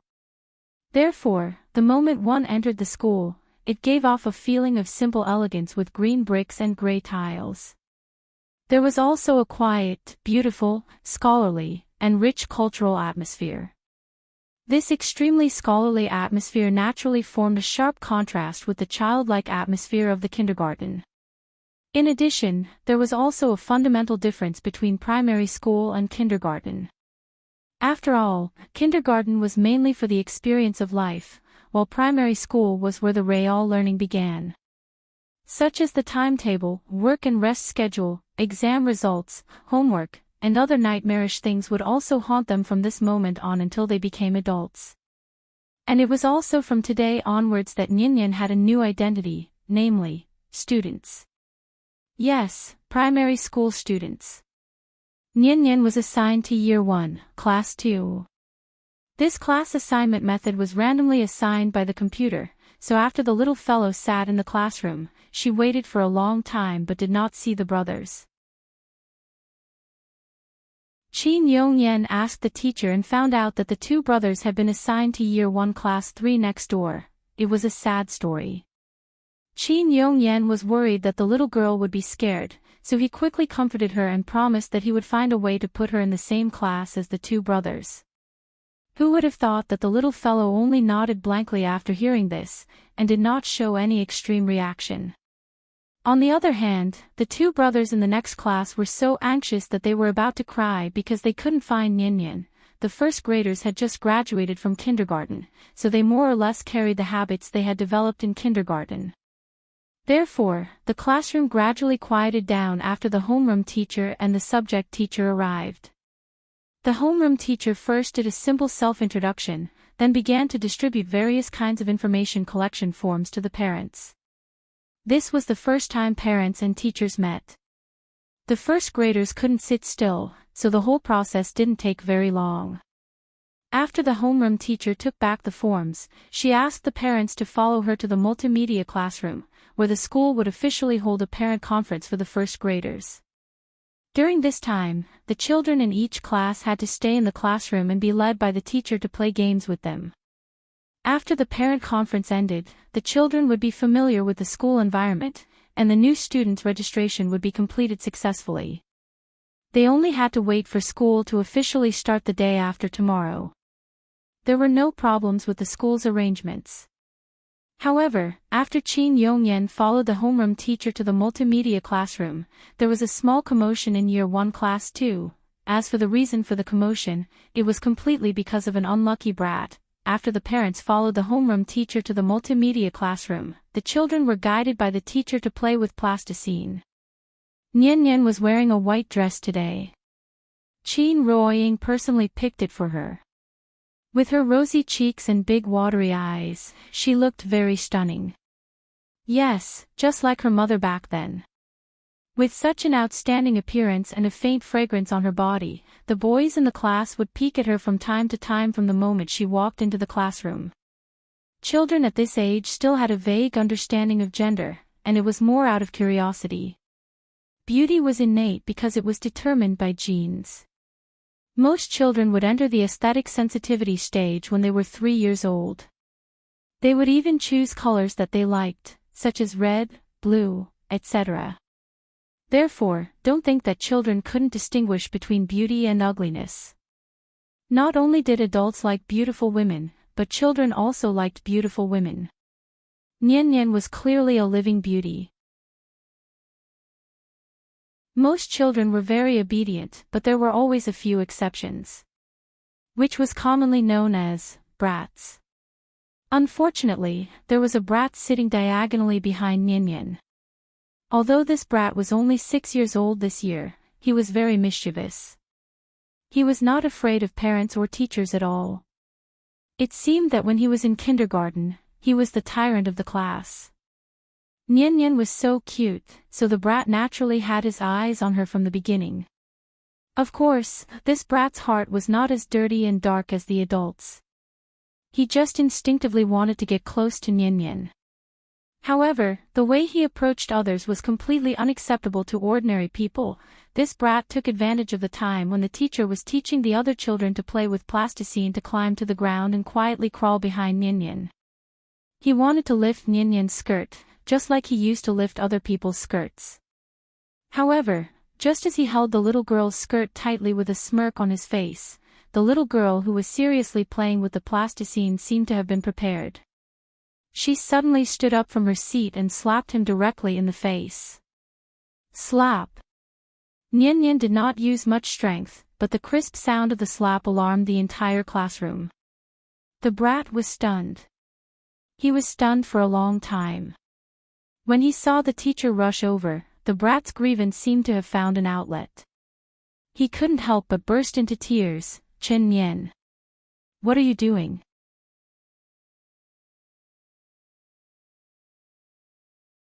Chapter 430. Chen Nian. Compared to the recently popular names like Zixuan, Sini, Sihan, and Kursin, the little girl's name seemed particularly ordinary.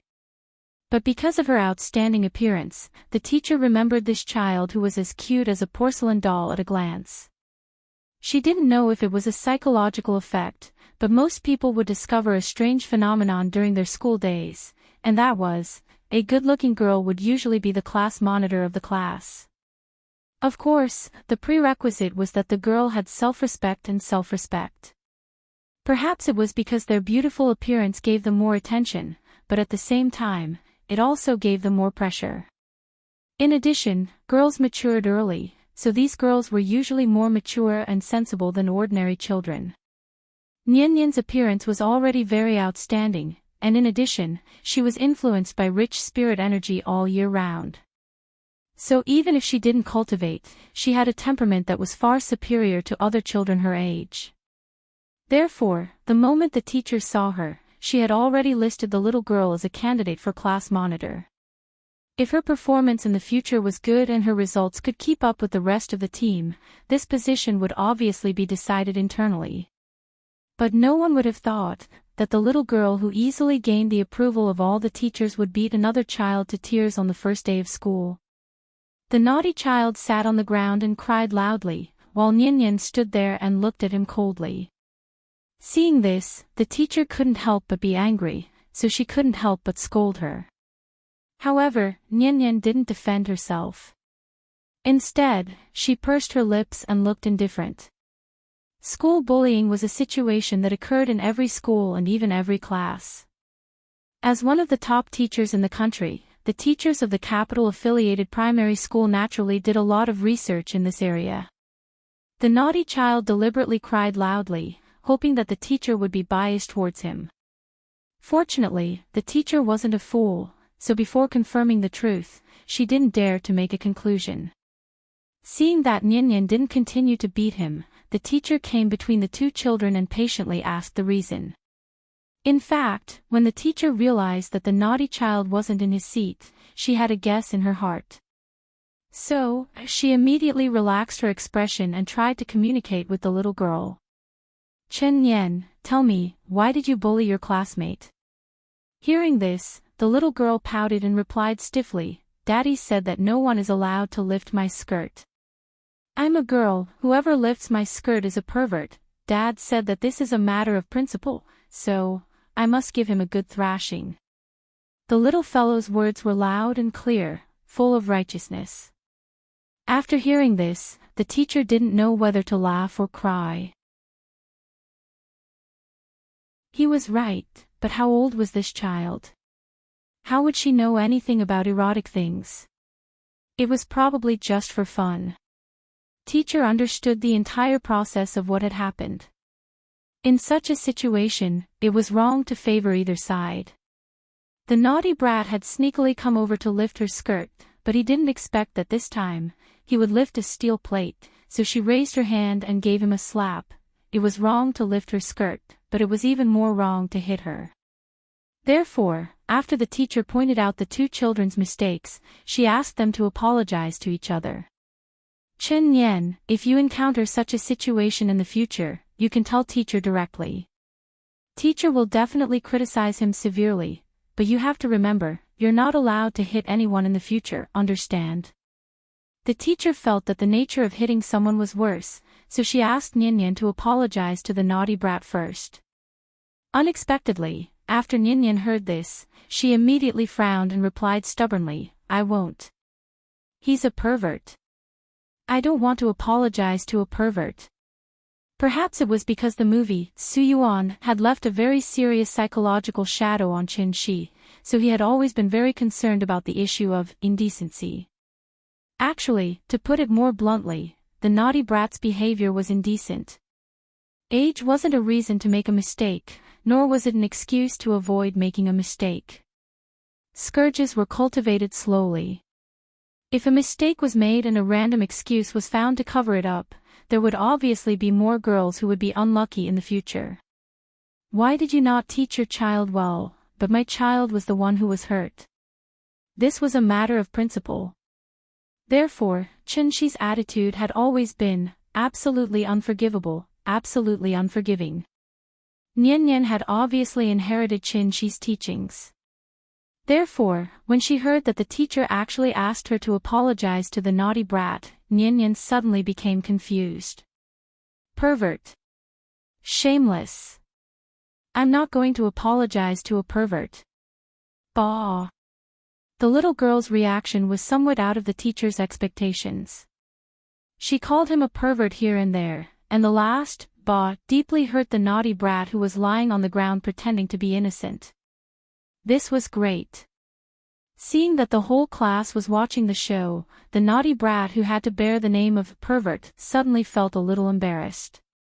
After all, he was still a child. The teacher was busy correcting Nian's mistake, so she didn't notice the naughty brat's thoughts. When the naughty brat saw that everyone seemed to be laughing at him, his mentality instantly exploded. After a loud cry, he ran out of the classroom while crying. Well, this time he was really crying. Seeing this, the teacher quickly chased after him. But this naughty brat ran like a thief, and in a flash, he jumped into the multimedia classroom next door. The parents were having a meeting in the multimedia classroom, and this tragic cry immediately attracted everyone's attention. While everyone was still wondering what was going on outside, a rather good-looking young woman directly rushed out of the classroom. Nonsense, as a mother, how could she not know whose child was crying? As expected. As soon as the beautiful young woman went out, she saw the naughty brat who was covering his face and running wildly. Yang Yang. Come here, mommy is here. What's wrong? Who bullied you? Don't cry, tell mommy, mommy will help you. After seeing his mother, not only did the naughty brat not stop crying, but he also cried even more heartbreakingly. The naughty brat's cries echoed in the corridor classroom, as one could imagine, how wronged he must have been. Fortunately, the school didn't officially start today, and in such a big school, there were only freshmen like them, or else where would the school put its face? The parent-teacher conference was forced to be suspended. The principal walked out of the multimedia classroom with a gloomy face. A group of head teachers and head teachers followed behind the principal expressionlessly, but in their hearts, they had already started cursing. Which class was this child from? Was the teacher who took care of this child an idiot? Didn't he know that today was the registration day? The principal had just introduced the school's teaching staff and teaching atmosphere to the parents, but in the end, the other side slapped their faces. The head teachers of each class silently prayed in their hearts, only hoping that this unlucky child was not from their class, the principal, teachers, parents. A group of people walked out of the multimedia classroom in such a grandiose manner. When the head teacher of Year 1 Class 2 realized that this naughty brat was actually from Year 1 Class 2, she fell silent. The head teachers of the other classes suddenly had a very strange expression on their faces. Hee, there was a good show to watch. Please remember the domain name of this book, .com, wonderful book mobile version website, .com.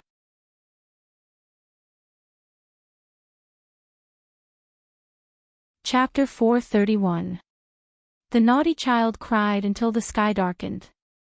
No matter what the parents asked him, he just pointed at the classroom and kept sobbing.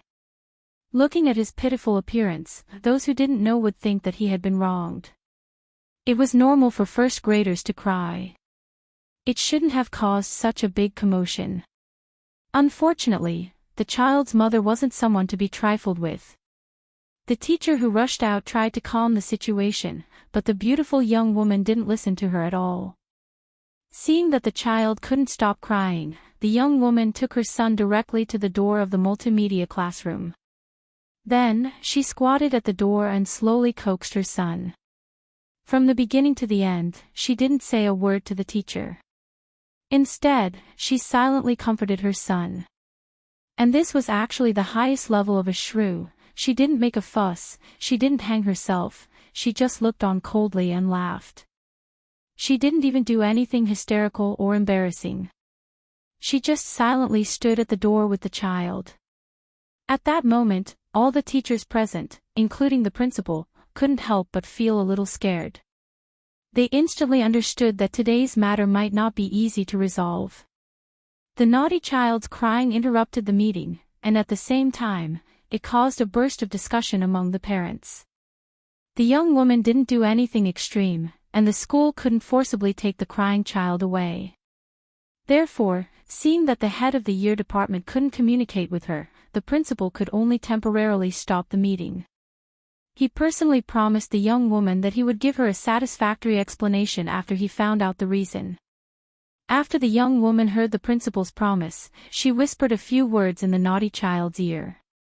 It was strange, the naughty child who couldn't be coaxed heard his mother's words and his originally tragic cries suddenly became sobbing. Is this an Oscar-winning actor? Seeing this, the teachers couldn't help but silently complain in their hearts. Everyone was an adult, so how could they not understand the twists and turns in the story? This woman knew how to use the rules, and at the same time, she understood the principle of the weak defeating the strong. It was obvious how angry the principal was to be involved in such a mess on the first day of school. Therefore, after the principal gave the task of presiding over the meeting to the head of the year department, he quickly walked out of the multimedia classroom with the class teachers. When the parents saw this, they ignored the age director's advice and hurriedly followed the principal out of the multimedia classroom. After confirming that the troublemaker wasn't their child, the parents returned to their seats and discussed the aftermath of the incident.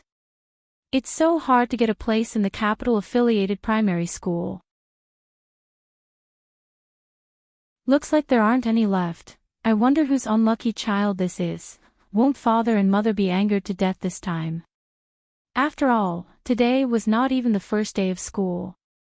It was just a reporting day, but it turned out to be such a big deal. If nothing unexpected happened, this child who hit someone would probably be treated as an example and expelled directly by the school. Of course, according to the rules of the 9-year compulsory education, schools could not directly expel or dissuade students. But the school could give the students holidays. Other than making things difficult for them, the school had many other ways to make students transfer schools voluntarily. Moreover, today was only the registration day, and the information had not yet been submitted for review. The principal could delete the child's information at any time. Perhaps it was out of sympathy for the loss of a rabbit, but the group of parents immediately decided to repeatedly educate their children in the future. They must not make any mistakes and be expelled from school. Back to the principal. After the group of people arrived at the door of Year 1 Class 2's classroom, they did not directly enter the classroom. Instead, they asked the teacher to go in and call out the troublemaker. Nian Nian obediently followed the teacher out of the classroom. As soon as they stepped out of the door, the naughty child who had been crying non-stop looked as if he had seen his father's murderer. He immediately pointed at Nian Nian and shouted excitedly, "Mother, it's her. She's the one who hit me. Here. It hurts." After saying that, the naughty child raised his head and signaled his mother to see the palm print on his face. He was a child after all, and his skin was very delicate. Although Nian Nian did not use much strength, this slap was still solid and left a faint mark on his face. The young woman saw the palm print on the child's face, but she did not do anything. Instead, she silently looked at the principal. In this case, the principal naturally had to understand the situation first. Therefore, the teacher immediately went forward to explain. This was the capital's affiliated primary school, and all the children were enrolling on the first day. Naturally, the teacher could not be biased. Therefore, when the principal heard the whole story, he immediately agreed with the way the teacher handled it. The teacher did not do anything wrong.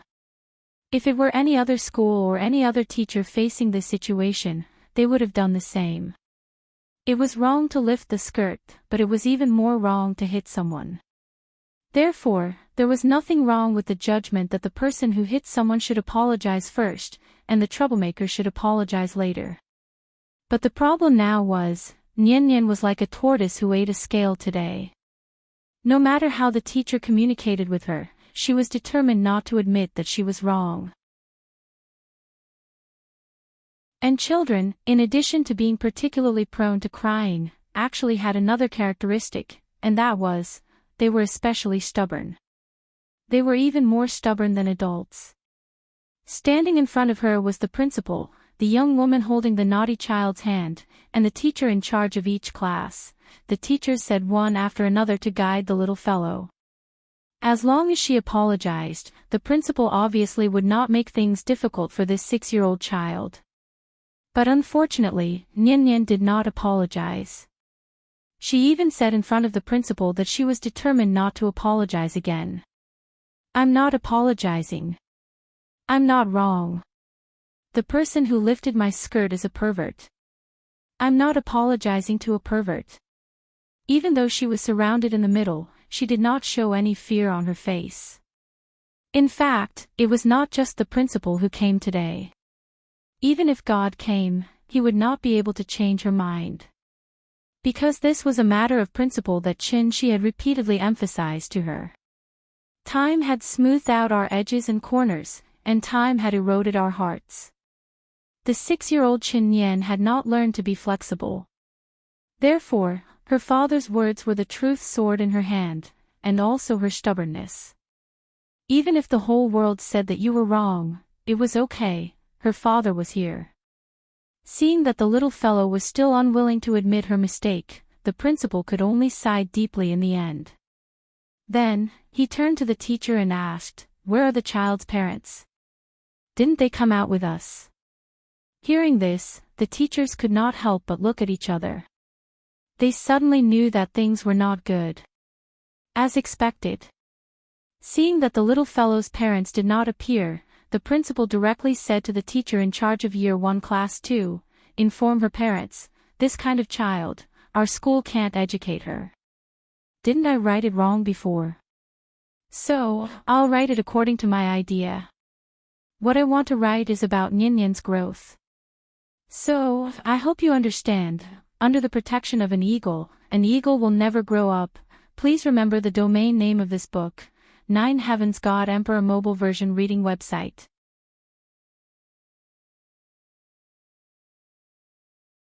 Chapter 432. This kind of child, our school can't educate her. Wasn't the meaning of this sentence clear enough? The principal was trying to dissuade the little girl. Although she was only a 6-year-old child, Nyan's actions today had already crossed the line.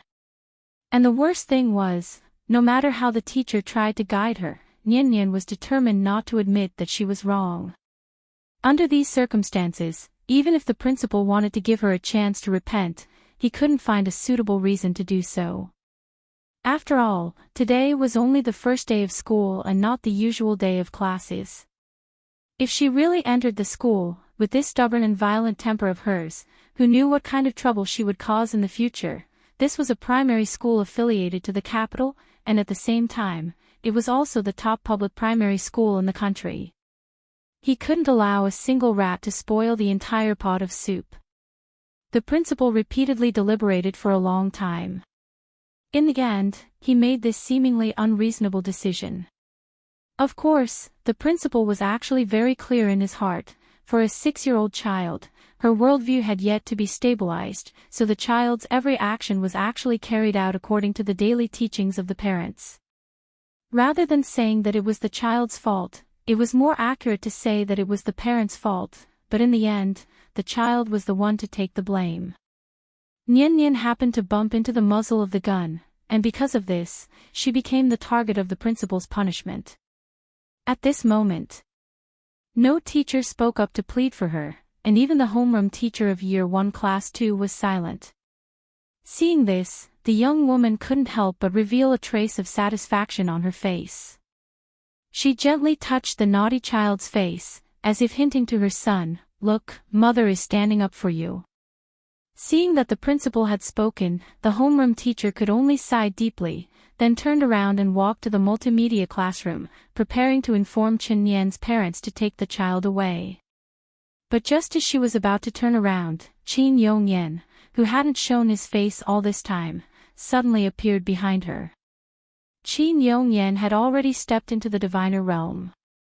Although this level of cultivation couldn't achieve eternal youth, they could still maintain their appearance for decades.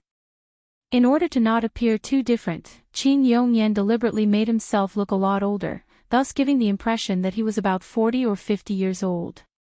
With his cultivation level, he naturally knew what was going on outside. Therefore, as soon as he appeared, Nyan directly walked past the head teacher and came to the little girl. "Nyan, come. Grandpa will take you home." He gently held the little fellow in his arms, and with a little force, the little fellow was lifted up by him. At this moment, the right or wrong of this matter was no longer important. Nyan respected Chi's teaching methods, so as long as Nyan believed that she was not wrong, then she really was not wrong. The one who was wrong was the brat and that beautiful woman. At the same time, it was also the school's education method. Isn't it just a small school affiliated to the capital? What's the big deal? Was this the only school in Huaxia? It's okay, Grandpa will change the school for you. Nyan didn't even bother to greet the principal. Under the gaze of all the teachers, he carried the little fellow and walked straight to the school gate. The little fellow silently lay in Nyan's arms. After Nyan carried her out of the school gate, she couldn't help but look back at the school that had driven her away on her first day. In fact, she felt very wronged. But she didn't cry from beginning to end. Because, her father once said, you can't cry when you're wronged. If you cry, it means you've lost. There's a group of people waiting to see you make a fool of yourself, especially those who have wronged you. The more wronged and sad you are, the happier and more complacent they will be. Qin Yongyan wasn't Qin Shi, so he didn't want to lower himself to the level of these ordinary people. The only solution he could think of was to change the school and environment for Nyenyen.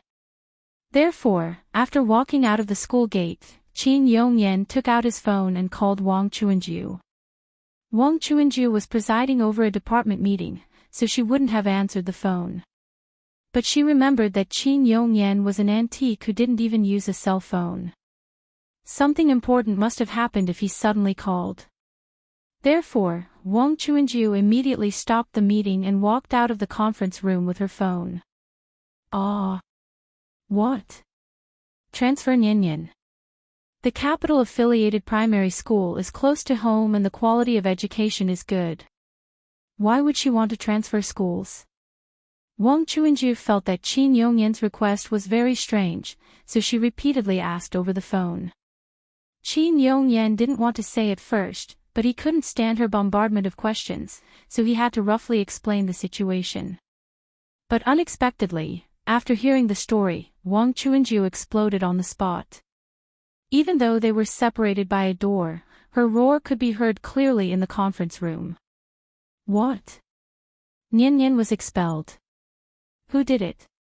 Don't go, I'll be right there. What do you mean I don't care? My granddaughter was bullied, and you want me to do nothing? Brother. I don't want to criticize you, but you really need to change your good temper. It's a good thing that Qin Shi isn't at home now.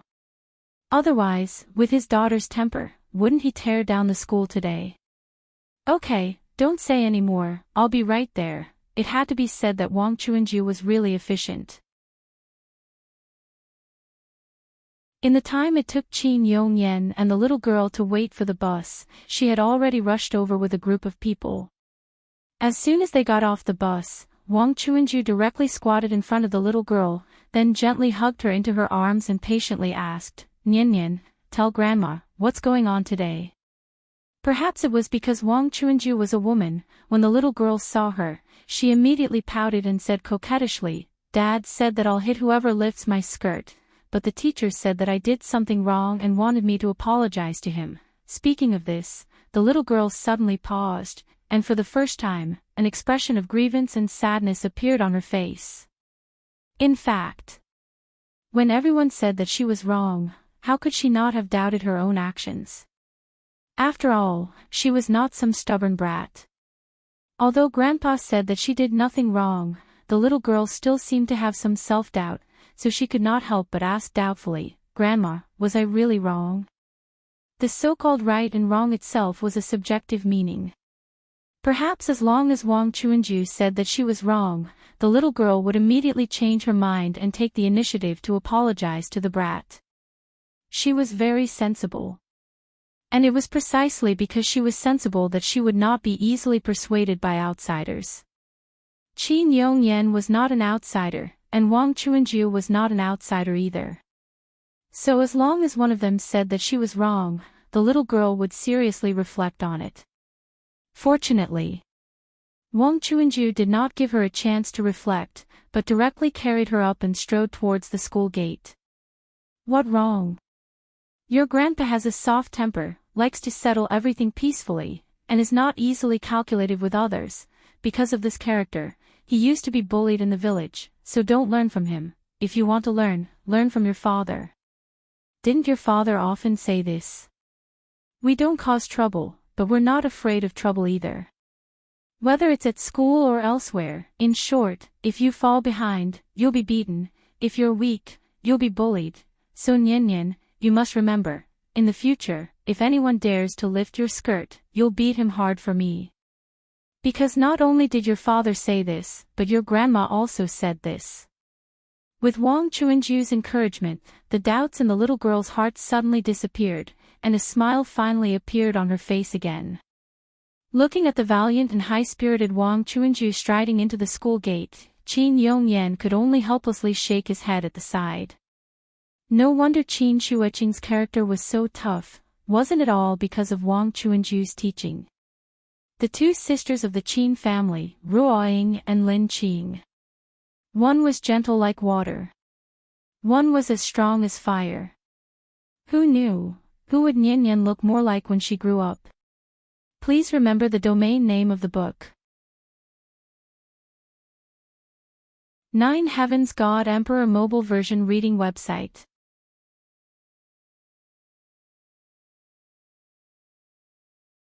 Chapter 433. With Wang Chuanju's strong appearance, there was a shocking turn of events. When the principal saw her take out a black ID, he immediately squeezed out a sincere smile on his face. It couldn't be helped. This was the world of adults. Their edges and corners had been smoothed out by time, and the corners of their mouths were raised into sophisticated smiles. Wang Chuanju was really too strong. No one knew what she said to the principal, but in a short while, Nian was led back to the classroom by the class teacher with a smile. Children didn't hold grudges, but when the naughty child saw Nian return to her seat as if nothing had happened, he couldn't help but have a flash of fear on his face. It was obvious that the naughty child was really afraid of this new classmate who beat him up at the slightest disagreement. Nian was still young, so she didn't understand what Wang Chuanju's appearance meant. But the beautiful young woman was very clear that she might have kicked an iron plate today. So when she came out of the principal's office, she hurriedly left the school with the naughty child, as if she didn't want to stay here any longer. As Nian returned to her seat, this farce also came to an end. Other than the naughty child being taken away by his mother, it was as if nothing had happened. And Nian, the freshman who dared to beat someone on the first day of registration, became famous because of this battle. Now, not only did the teachers in the school know that her background wasn't ordinary, even the students looked at her differently when they looked at her. After all, in a class, there were also class bullies other than top students. Fame was earned through fighting. The teachers didn't talk about what happened today, and the children were afraid that they would be the next to be beaten. So from today onwards, Nian was already firmly sitting on the throne of Year 1 Class 2. The teachers of each class took the students to tour the school and let the children familiarize themselves with the school environment. After that, the whole process of registration was over. The little guy was confused the whole day. After dinner, when she made a video call to Qin, she told her father about it. She didn't expect that after Qin heard about it, he repeatedly told her not to hit anyone in the future. As the saying goes, no one knows a son better than his father. Who doesn't know a father better than a son? Children were the closest people to their parents. How could they not be aware of the changes in their parents? Qi's previous education had long been deeply ingrained in Nian's mind, so when he suddenly proposed a completely different education concept at this moment, the little fellow immediately felt a little strange.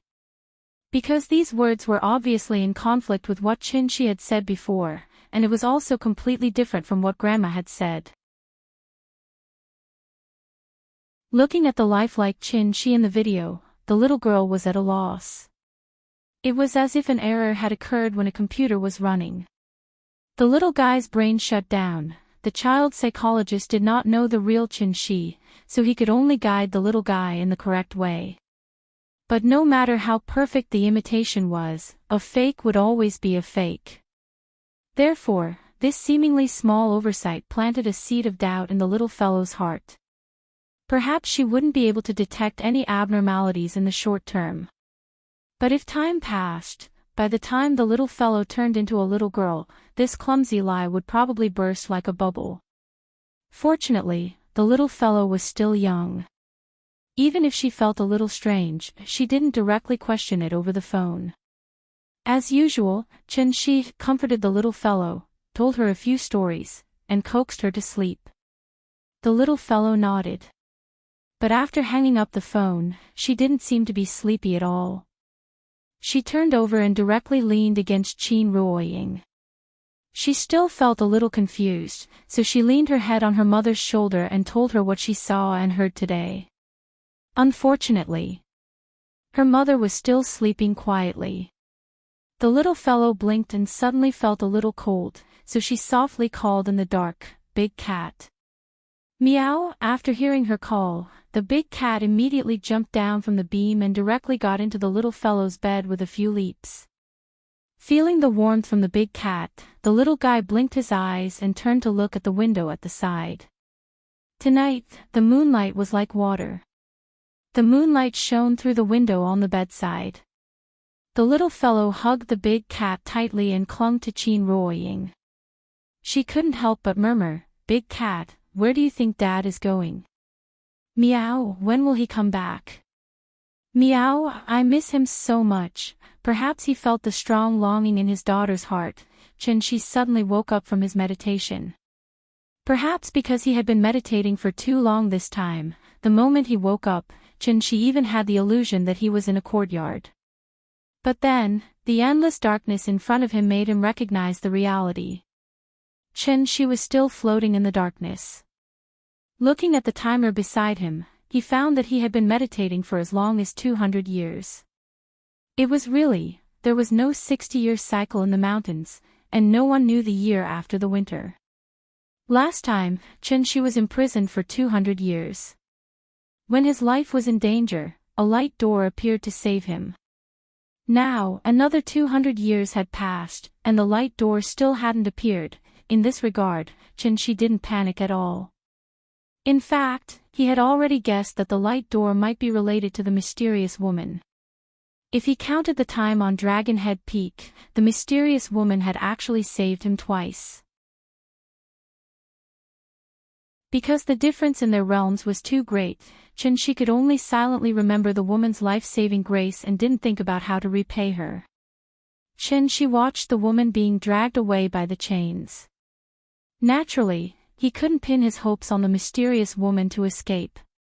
This time, he could only rely on himself. The way to escape was actually very simple. He just needed to enter the void realm. After 200 years of meditation, Chen-shi was very sure that this dark space was actually not different from the big world. Both were small planes in the cracks of the void. It was just that the big world had been transformed by the grand pure divine ancestor, so it became a paradise that protected the ancient cultivators. Thinking of this, Chen-shi looked around the void. After getting up and stretching his body, he sat down again with his legs crossed. These 200 years were not in vain. He kept thinking about the true meaning of the word void in his mind and successfully found a clue. Chen-shi had already understood it, but because of the lack of clinical trials, he couldn't break through to the void realm. The tortoise-breathing secret technique allowed him to retain abundant true yuan, so Chen-shi now only needed to turn the deduction in his mind into reality. Void realm. Seeing through the void, training the spirit to return to the void. And this was the third level that cultivators had to step on. Please remember the domain name of the book, 9 Heavens Divine Emperor mobile version of reading website.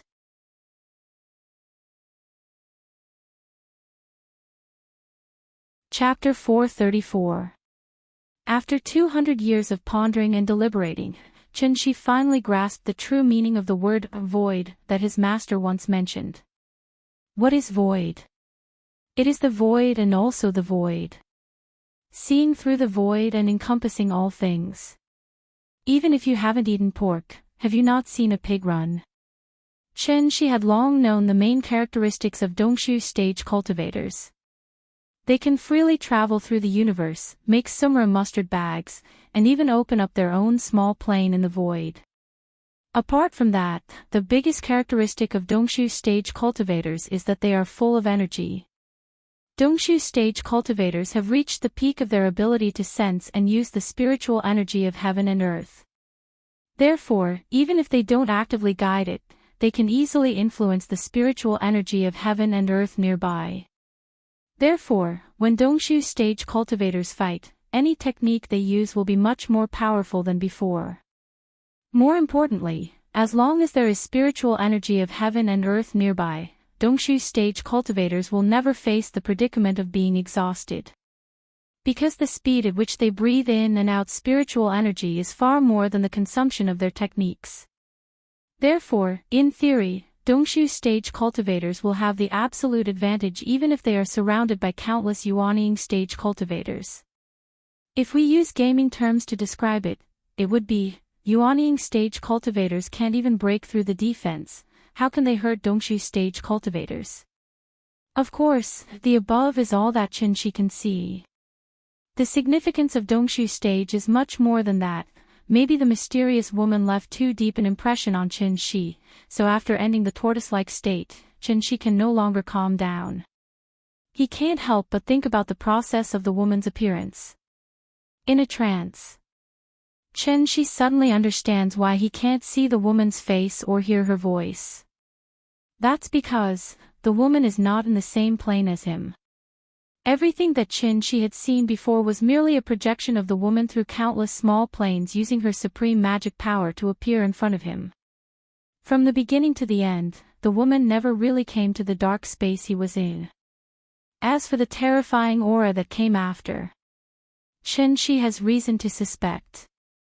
The Great Terror was actually trying to find out the true reason why the woman projected herself into this world. However, the woman had used some unknown method to prevent the Great Terror from discovering his existence. That was how Qinshi managed to survive. The two mysterious experts flashed past Qinshi's eyes like comets, but they left an extremely deep impression on him. Qinshi kept thinking about everything related to the mysterious woman. Purple flames and azure lightning. The mysterious woman had 9 chains. The Great Terror in the depths of the void, as well as his 200 years of contemplation and contemplation. All sorts of seemingly unrelated events converged together, suddenly. Qinshi understood. It was like playing the ice bucket challenge in the middle of winter. When a basin of ice water was poured over his head, he suddenly felt enlightened. The word void was too mysterious. It could be understood as both the void and nothingness. The former meant space, while the latter meant matter. In the dark space, there was only space and no matter. The only matter was himself. Just like the Sumera mustard seed bag, this dark space seemed endless, but in fact, it couldn't be any smaller. Since Qinshi was in the dark space, then he was part of the space, so the space was infinitely large for him. But if he jumped out of the space and looked back at this dark space, how big could it be? It might be as big as the sun, or as small as a speck of dust. But all of this, what did it have to do with him? He was no longer a reference object in it, but an observer outside of it. The sun might be big, but as long as he flew out of the solar system, the sun would become a tiny star. Everything was relative. Nothingness and the void. Space and matter. They seemed unrelated, but they were closely related. And this was obviously the so-called true meaning of the word void. Qinshi understood the key, so what he had to do next was to put his thoughts into practice. So, he closed his eyes again. This time, there were no more distracting thoughts in his mind. Understanding and breaking through are two different things. So, when Qinshi opened his eyes again, another 100 years had passed. A full 300 years. Qinshi had finally endured until this moment. Therefore, the moment he opened his eyes, the surging true essence suddenly surged out of his body, and then spread out in circles. But then, the true essence was like tentacles, and was all pulled back by Qinshi. He was looking for the law threads left behind by the mysterious woman. When people walk through the snow, they would leave a trail of footprints on the snow. Although Qinshi understood the true meaning of the word void, but because there was no spiritual energy in this place, he had not truly broken through to the Dongshu stage. Right now, he could not use his own strength to forcefully break through the void, so he needed to find the door of light that the woman opened for him. The snow melted. The door of light also disappeared. But the law threads that connected the two worlds still existed. Unless the woman personally destroyed it, this thread would forever exist between the two worlds. And this is the first law of heaven and earth that a cultivator must grasp, and also the biggest difference between the Dongshu stage and the ascended stage. One end is connected to the world, the other end is connected to the dark space. Chen Shi could only find this law thread at the moment. Because he had once used this law thread to travel between the two worlds. Maybe, when he breaks through again in the future, he will suddenly realize, even in this empty dark space, there were countless densely packed law threads. Every single one of them led to a different place. Chen Shi still could not open a new law thread by himself, so he could only rely on the woman's power. He searched and searched and searched. Finally, he found it. To Chen Shi, this thread could not be any thinner. If he did not understand the true meaning of the word void, he would not be able to sense the existence of this thread in his life. Of course, the so-called thread was just a concept. It actually refers to a cultivator's understanding of the law of heaven and earth. This was the first time Chen Shi came into contact with the law of heaven and earth. Thus, the moment he discovered this law thread, he was so excited that he started to tremble.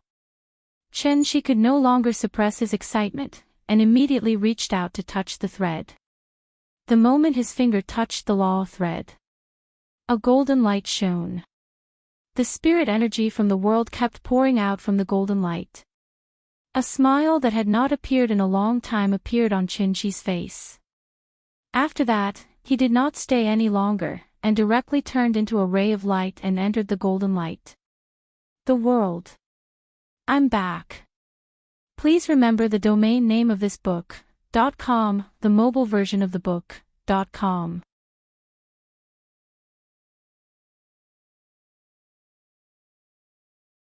Chapter 435. Unlike the previous time, Chen Shi used his own ability to traverse through the two realms. After he flew out of the golden light, he naturally had a deeper understanding of the law threads. Chen Shi looked up and saw the same towering trees and lush vegetation on the floating island. The great sun-moon star array dispelled the darkness and brought light to the large world. Everything in front of him was the same as the last time he was here. There seemed to be no changes. But after Chen Shi looked around the floating island, he suddenly realized that the great sun-moon star array in the sky, which seemed to only be used for illumination, faintly contained strange patterns that even he could not understand. After realizing that something was wrong, Chen Shi was not in a hurry to find Yuhuan Tianzuan to settle the score. Instead, he sat cross-legged on the ground and looked up at the sky with a serious expression on his face as he observed. The last time he was here, he had not comprehended the true meaning of the word void, so he did not feel that there was anything special about this array. Now that he had comprehended the true meaning of the word void, and had even come into contact with the first law of heaven and earth, after careful observation, Chen Shi suddenly realized that these patterns were not the array patterns that maintained the operation of the array, but a law thread that he had never come into contact with before. The sun-moon star array rotated in unison. 9 stars flew in the sky, 9 palaces in the sky. Chen Shi looked at the bottom of the floating island thoughtfully. When he saw that the bottom of the floating island was still covered with stars, he suddenly had a guess. This array was not only used for illumination. That was because other than the many law threads above the floating island that guided the movement of the stars, there were also many law threads below the floating island that seemed to be there but not there. They were silent in the void, like a huge net hanging below the floating island group. If the 120,000 floating islands were considered as a whole, then this array was like 2 huge nets, firmly sandwiching the islands in between. One net had the sun-moon star array hanging on it, called Heaven's Net. The other net was deposited in the void, called Earth's Net. After understanding the mystery, Chen Shi guessed, this formation might be the final trump card left by the Grand Pure Divine Ancestor for Tiandu. Once Tiandu faced a life-and-death crisis, the formation could instantly turn into a murderous formation and wipe out all enemies for Tiandu. Oh, it seems to be very powerful. After confirming the dangers of the Great Formation, Qinshi was still in no hurry to kill his way to Dragon Head Peak. Instead, he randomly grabbed an unlucky fellow on the floating island. Just like the last time, he had a time frame of reference this time, so he quickly found out from the mouth of this unlucky guy. It had only been a month since the battle on Dragon Head Peak. In other words, although Qinshi had been in the dark space for 300 years, only a month had passed in the Great World. If the previous 200 years were to be included, then from the time he opened the gate of heaven until now, a total of less than 2 months had passed. If Tiandu time was converted to Earth time, it should be about 16 months. December of 1 year. 1 year and 1 April. Nian Nian was already more than 6 years old. Without him and Ning to accompany her this year, he didn't know if this child's birthday was happy. Thinking of this, Qinshi's longing for her suddenly overflowed like the Yellow River, uncontrollable. So, he didn't delay any longer. After casually knocking that unlucky fellow unconscious and throwing him to the side, Qinshi directly sat cross-legged in the air. As he entered a meditative state, the spirit qi of heaven and earth within a radius of 1,000 miles suddenly surged toward him like a tsunami. Under Qinshi's intentional guidance, the spirit qi of heaven and earth suddenly gathered in one place, almost turning into an almost translucent, huge funnel visible to the naked eye. The violent surge of spirit qi set off a huge storm.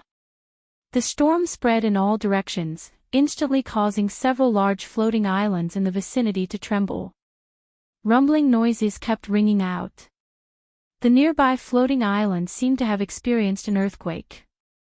Not only were the residents on the islands terrified, but even the birds and beasts on the islands were so frightened that they scattered and roared. The spirit qi funnel grew larger and larger, and in a short while, it covered all the floating islands within a radius of 100 miles. And the spirit qi on the floating islands covered by the funnel all rushed toward Bicker. The direction of the bickering was exactly where Qinshi was. He was using his own strength, draining the dragon veins of hundreds of floating islands. When the spirit qi of heaven and earth entered the body, there should be a refining process. However, Qinshi was like a large factory at this moment. As long as the spirit qi entered his body, after a few assembly lines of processing, it would completely become a part of his body. The spirit qi surged faster and faster, and the accumulation of vital essence also increased. Qinshi didn't hide his aura at all, so his aura was rising at a speed visible to the naked eye. The early stage of the soul formation realm, the middle stage, the late stage, and then the peak stage. Under such crazy pressure, in just a few breaths' time, the accumulation of vital essence in Qinshi's body had already reached the peak. And as the funnel continued to expand, Qinshi's aura also became stronger and stronger. In the face of such a powerful aura, the residents on the nearest islands couldn't even stand steadily. At this moment, he didn't hide the killing intent in his heart. This killing intent seemed to have substance, and in the end, it turned into an invisible long sword. It soared into the sky and cut through the clouds. The sword pointed to the Dragon Head Peak. Bang! Bang! Bang! Hundreds of dragon drums sounded at the same time, and the dense drum sounds poured down like a rainstorm. At that moment, even the god generals on duty on the various islands were stunned. But then, they were like cats whose tails had been stepped on, and they couldn't help but let out a long cry. Enemy attack! Enemy attack! Enemy attack! In an instant, everyone was in a panic, and the sky shook. Yuan Tianzuan was discussing something with the celestial venerables in the Emperor Hall. When they suddenly heard the warning of the 5 divine generals, a trace of surprise flashed across the faces of the celestial venerables. Since they were called the celestial venerables of the 10 directions, there were naturally 10 celestial venerables in Tiandu. She was lucky last time and just happened to arrive at Dragon Head Peak when the other Celestial Venerables were patrolling, so he only met the 3 Celestial Venerables, Yu Huan, Miao Fa, and Xianjin. But today was different, with Yu Huan Tianzuan as the leader, Yu Jiang, Tai Hua, Ying Hua, and the other Celestial Venerables were all present at this moment. Therefore, after hearing the Divine General's warning, Yu Huan Tianzuan's face darkened on the spot. It must be him. He was lucky enough to escape last time, and now he dares to come back. Does he really think there's no one in Tiandu? Before he finished speaking, Yu Huan Tianzuan summoned the Jade Huan glazed cup, and then suddenly turned into a ray of light, rushing towards the direction of the dragon drum. Seeing this, the 7 Celestial Venerables who had not experienced the battle on Dragon Head Peak couldn't help but look at each other in dismay. Was there a need to be so excited?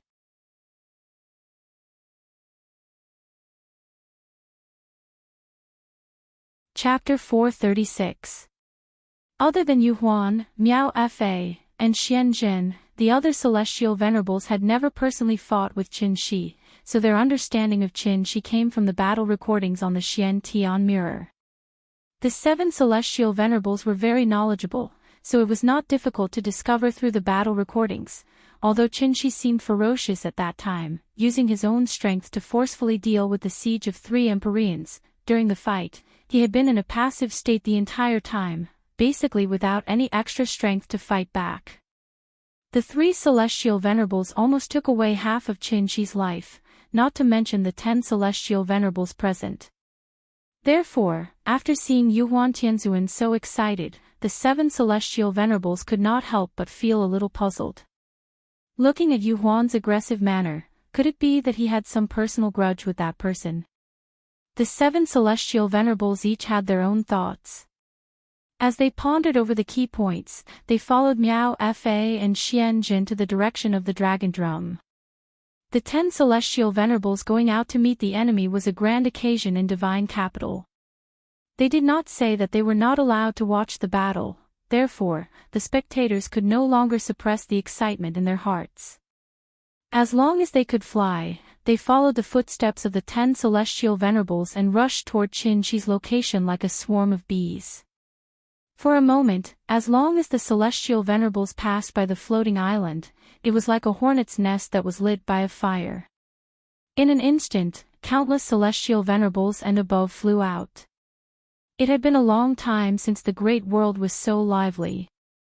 Densely packed silhouettes continuously flew across the sky above the floating island like a swarm of locusts. The scene was even more shocking than the final battle in the movie Avatar. It had to be said that this troublemaker not only had a high cultivation, but also had courage that far surpassed ordinary people. As the saying goes, where there is life, there is hope. As long as one's cultivation reached the golden core stage and above, one's life was more important than anything else. The cultivation of immortal cultivators was not easy to come by, so how could they so easily give it up for nothing? What was the difference between Qin Shi's current actions and courting death? In order to fight back, he sacrificed his life for nothing. How unwise was such an action? Many people could not help but feel sorry for Qin Shi from the bottom of their hearts. However, even more people were filled with excitement, hoping to witness the fall of a heavenly venerate with their own eyes. With Yu Huan Tianzuan in the lead, the immortal cultivators of the great world quickly arrived at the periphery of the floating islands. The funnel that looked like a canopy of clouds had now turned into a gigantic cloud vortex, enveloping almost all of the floating islands within 1,000 miles. As the heaven and earth spirit chi continuously flowed into the center of the funnel, the floating island enveloped by the funnel gradually lost its vitality. At this very moment, the cloud vortex above the floating islands was like a ferocious beast from ancient times. Apart from sucking dry all the dragon veins on the floating islands, it also cast a huge psychological shadow on the islanders. This mysterious man who dared to make an enemy of Tiandu had yet to show himself, but the invisible pressure coming from his body weighed down on everyone's hearts like a huge rock. A sense of despair gradually spread through the crowd, it was only after Yu Huan Tianzuan's roar that this huge rock finally fell. Arrogant thief. There's a path to heaven, but you don't want to take it. There's no door to hell, but you insist on coming. Generals of Tiandu, listen to my order. Follow me and set up the soul-capturing formation. This time, we must not let him escape. Yu Huan Tianzuan took the lead and led the 5 divine generals into the cloud vortex like a sharp arrow. His appearance was like a ray of light in the darkness, instantly clearing away the haze in everyone's hearts.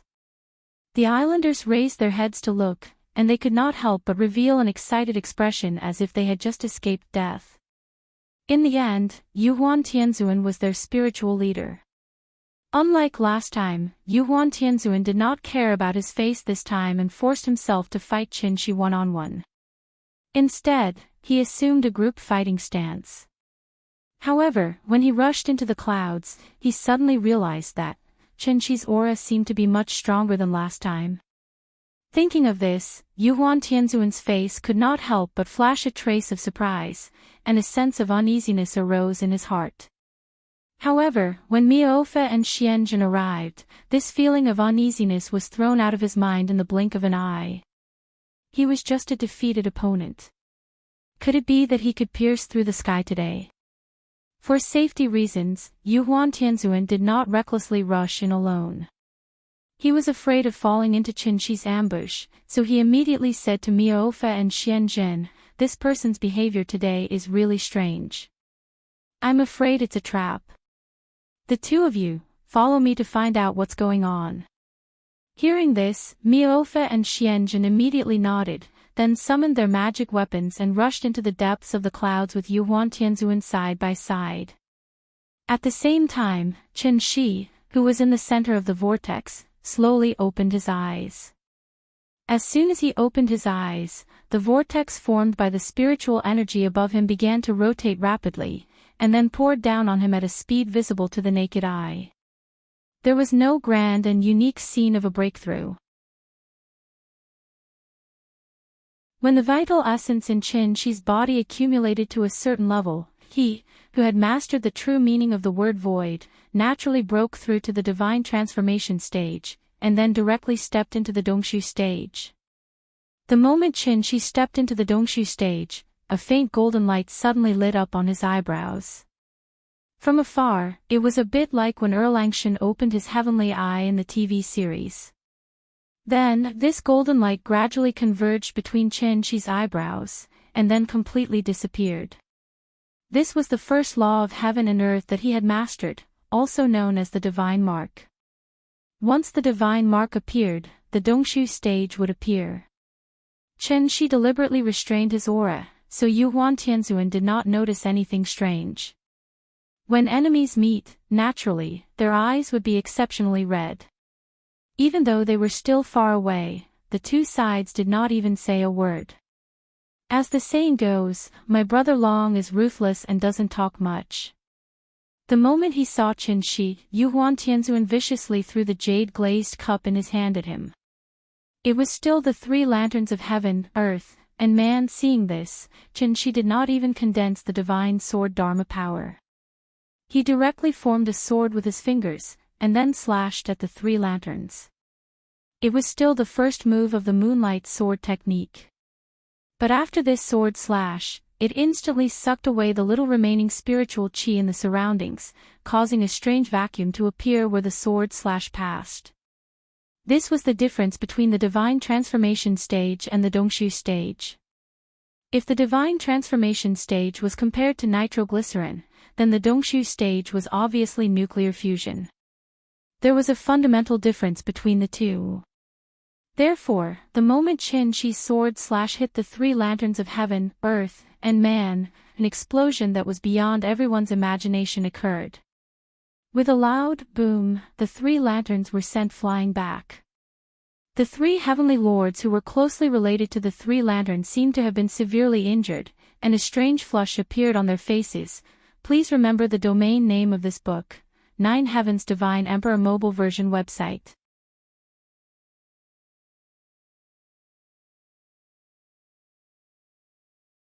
Chapter 437.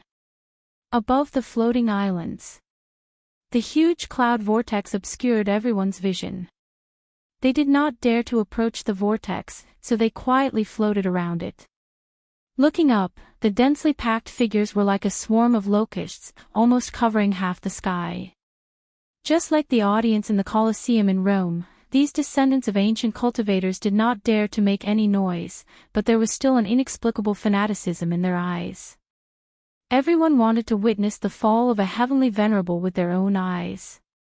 But no one expected that in addition to witnessing the fall of a heavenly venerable, they would also be fortunate enough to witness the birth of an ancient legend. With the arrival of the three heavenly venerables, Yuhuan, Miaofa, and Xianzhen, a gap was torn in the cloud vortex that covered the sky. The three heavenly venerables were like three sharp arrows with tricolored divine flames on them as they shot straight at the enemy in the depths of the vortex.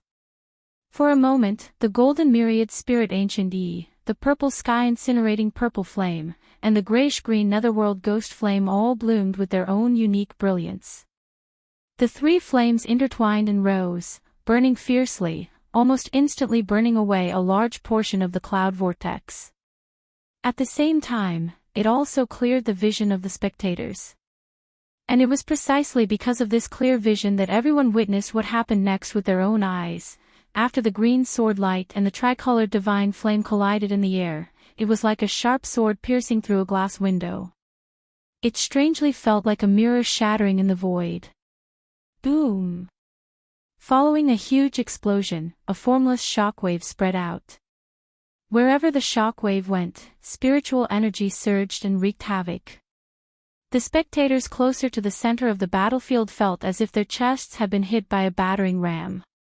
They were actually sent flying by this invisible force just like that. All of you, back off. Back off at least 5 kilometers. Divine generals of 5 directions, listen up. No one is allowed to come near this place. Fortunately, there were not only 3 heavenly venerables present today. The 7 heavenly venerables, including Yujiang, Taihua, and Yinghua, who had arrived later, saw the intensity of the battle and simultaneously pulled up a protective barrier around the periphery, saving many people in time. Although it was only the first move, the intensity of this battle was far greater than the battle on Dragonhead Peak. Feeling the powerful true essence fluctuations, the 7 celestial venerables' faces suddenly flashed with a trace of surprise. It was no wonder that Yuhuan would put on such a solemn expression. If it was a one-on-one battle, it was likely that none of the 10 Empyreans present were his match. In a battle between experts, one move was enough to determine the truth. The 7 celestial venerables merely watched the battle from afar and did not personally step forward to fight with Qin Shi, so their feelings were naturally not as vivid as those of the 3 celestial venerables present. Qin Shi's seemingly casual slash, other than forcing the heaven, earth, and man lanterns to retreat, he had also directly injured the 3 celestial venerables who were related to the lives of the 3 lanterns. How could Yuhuan Tianzuan not be shocked? It wasn't like he hadn't fought with Qin Shi before. When he fought Qin Shi, who was at the peak of the soul formation stage, he didn't have the upper hand, but it wasn't as if he had no chance of winning. But now, Qin Shi was fighting against 3 celestial venerables alone, but he could still easily injure them. How was this possible? At this moment, not only was Yuhuan Tianzuan shocked, but even the 2 celestial venerables, Miao Fa and Xianzhen, were filled with shock and uncertainty. The 3 of them hesitated, and the scene temporarily returned to its original calm. Seeing this, Qin Shi wasn't in a hurry. Instead, he slowly flew up until he was at the same height as the 3 celestial venerables. Only then did he speak loudly to everyone present. This humble one is Qin Shi. I've already met all of you before, so I don't think I need to introduce myself too much, right? Actually, I've always wanted to sit down and talk with all of you, but you didn't even give me a chance to speak. I originally had no intention of making an enemy out of Tiandu. I just wanted to borrow the sky-bearing impersonation technique and use the floating dawn mirror. If all of you are reasonable, you should understand that you shouldn't make an enemy out of me for no reason." At this point, Qinshi suddenly paused. Then, he looked at Yuan Tianzuan and said calmly, "Also, I want to clarify that I didn't kill Wuxiu." After hearing this, a trace of doubt flashed across Yuan Tianzuan's face. He frowned and seemed to want to say something, but then he heard Qinshi continue. "So what I want to say now is, if all of you are willing to talk, then I can give all of you another chance. Let's turn weapons of war into gifts of jade and silk, so as to avoid increasing the sin of killing. If not, everyone, please don't blame my sword for being merciless." Although Qinshi wasn't an unforgiving evil person, he wasn't a good person with a gentle temperament either. If the mysterious woman hadn't saved him, he would have died with hatred in his heart. Therefore, although his words seemed reasonable, in reality, he didn't leave any face for the 10 celestial venerables. This was deliberately embarrassing for Tiandu.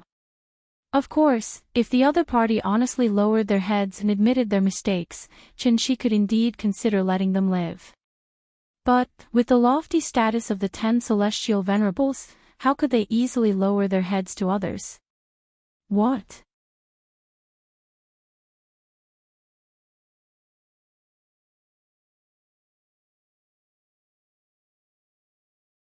Chapter 438. Just as Celestial Master Blazing Sun was wielding his heaven-splitting axe and using all his strength to execute the 36 moves of the Heavenly Dipper axe technique, Qinshi's mood could be accurately described with one idiom, and that was elation at the sight of a prey.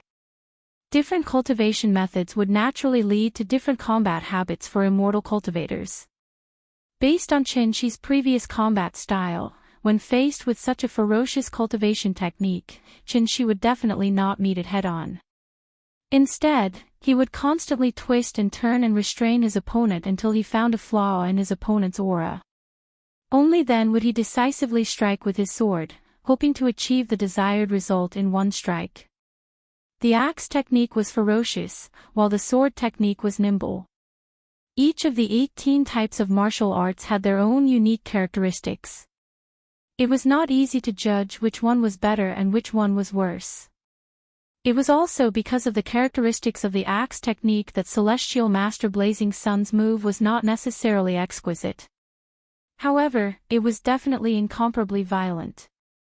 Even if Yu Huan and the others joined forces, they did not dare to meet it head-on. Of course, just because Yu Huan and the others did not dare to meet it head-on did not mean that Qinshi did not dare to meet it head-on. This was his first battle after stepping into the insightful emptiness realm, so he naturally treated this battle as a testing ground for his sword.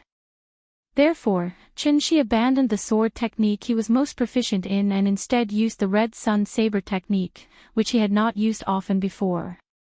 He was prepared to meet Celestial Master Blazing Sun's axe head-on, hoping to see how much progress he had made. Therefore, the moment he raised his hand and swung his saber, Saber Chi was born, instantly cutting through the void and soaring into the sky. At the same time, the area within a radius of several hundred feet was shrouded in Saber Chi, as if it wanted to destroy everything within range. It was impossible to dodge and was at the mercy of others. And this was the third move of the Red Sun Saber technique: one saber cleaves the sky, one with the saber. Great clumsiness turned into simplicity. One saber was enough. As the heaven-splitting axe came crashing down, a bright saber light with a hint of coldness shot out from the tip of the saber. Then, with an incomparably violent and domineering aura, it slashed directly at the incoming Celestial Master Blazing Sunday.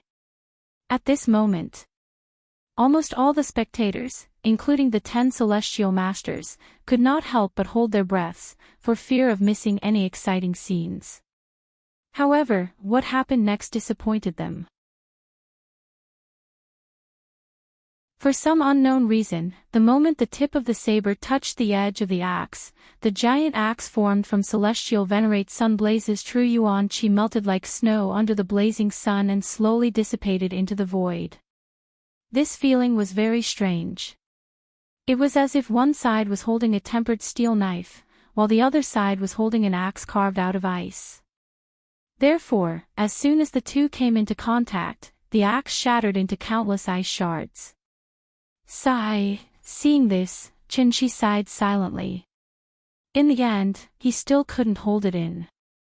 After all, how could he, who had already grasped the laws of heaven and earth, be like before, only rely on the enormous amount of true essence to fight? If that was the case, wouldn't a Dongshu stage Sayuxianist become a brute with nothing but brute strength?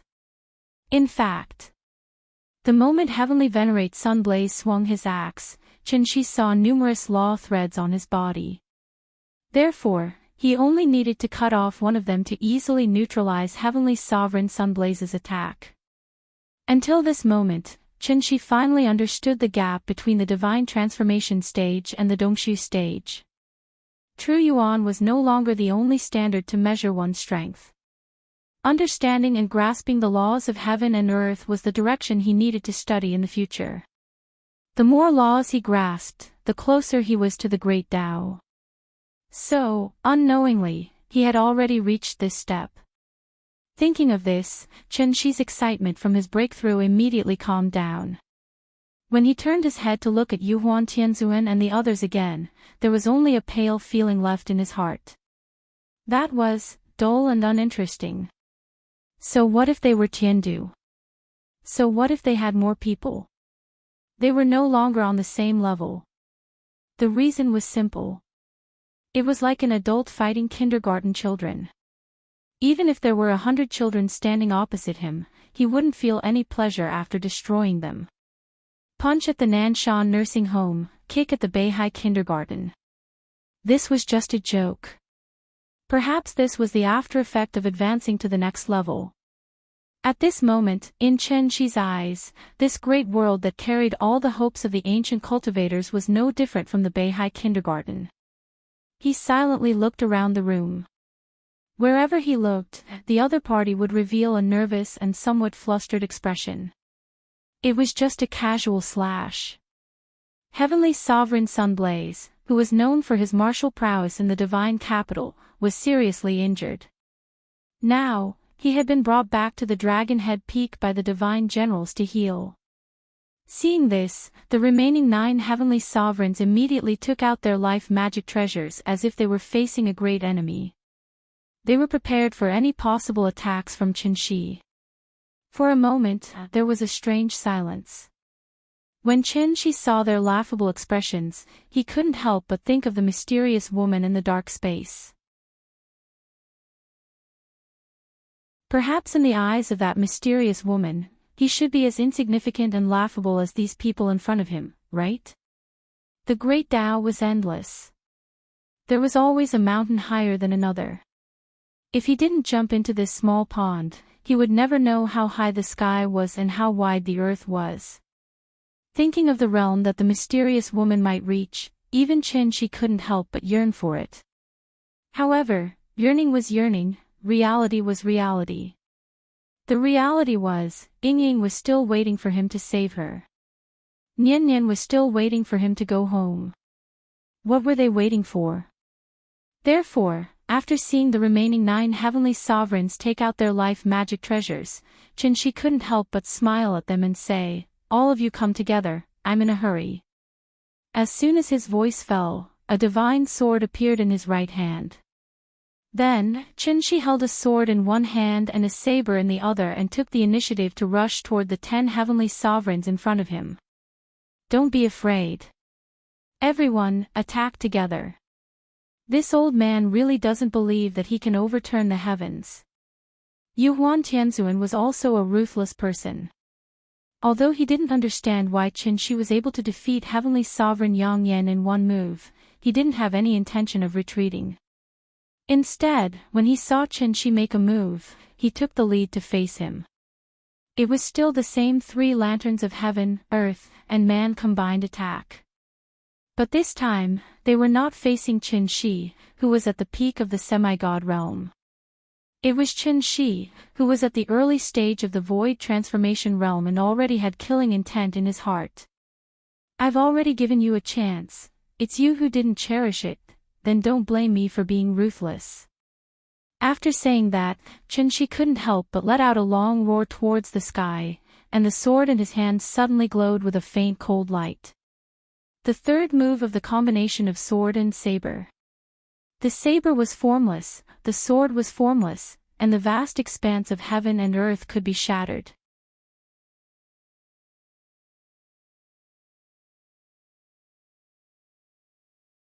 Chapter 439. 3 styles of saber, 3 styles of sword. 3 styles of saber and sword. 3 styles of endless, 9 styles of returning to one. As soon as he finished speaking, Chenshi held the sword in his right hand and the saber in his left. With a shocking momentum, he charged toward the 10 celestial sages not far away. At this moment, one of the 10 celestial sages was injured. Although the remaining 9 were a little worried about the strength that Chenshi had shown before, after being provoked by Chenshi again and again, the 9 celestial sages were obviously completely provoked. Evil thief, don't be so arrogant. This is the hinterland of Tiandu, under the shadow of the divine ancestor. How can you be so presumptuous? Everyone, let's take him down together. By Su Qingtian's order. As Yuan Tianzuan's words fell, the 9 of them no longer cared about their identity and almost simultaneously took out their famous natal magic treasures. As various magic treasures flew out of their hands, the field suddenly shone brilliantly, showing the mighty divine power. Seeing that the battle was about to start, even the 5 divine generals, whose strength was second only to the celestial sages, retreated 10 miles away at this moment, not daring to take half a step forward. After all, this was a battle of the celestial sages. It was also the first time that the 10 celestial sages had joined forces to deal with one person. Therefore, no matter the result, today's battle was enough to be called unprecedentedly brilliant. Perhaps it was to make this battle more legendary. The moment Chenshi raised the saber and sword in his hand, even time seemed to stop flowing, and everything in the void was silent. The third style of the divine skill, combination of saber and sword. The saber is formless, the sword is formless, the vast expanse shatters heaven and earth. When he was still in the heavenly jade world, Chenshi had already used this move. However, at that time, he had not comprehended the true meaning of the word void, so he could only force the move with a huge amount of vital essence. At this moment, Chenshi finally stepped into the insightful void realm. Therefore, when he used this move again, he suddenly had a different feeling in his heart. It turned out that this move actually involved the application of the laws of heaven and earth, and could only be smoothly used by those above the insightful void realm. The saber is formless, the sword is formless. Its purpose was to shatter heaven and earth. Chenshi swung the sword and saber in his hand, and endless saber and sword chi burst out in the void. Aura fluctuations could not be concealed, so the celestial venerables immediately felt that there seemed to be thousands of swords slowly forming in front of him. However, when they focused their gazes, they did not find anything strange. That was because this move had chi but was formless. It was exactly the same as that sentence: the blade was formless, and the sword was formless. The chi of the saber and sword, which contained the essence of the word void, was like a huge net in the void, suddenly covering the 9 celestial venerables. The 9 celestial venerables did not notice anything strange.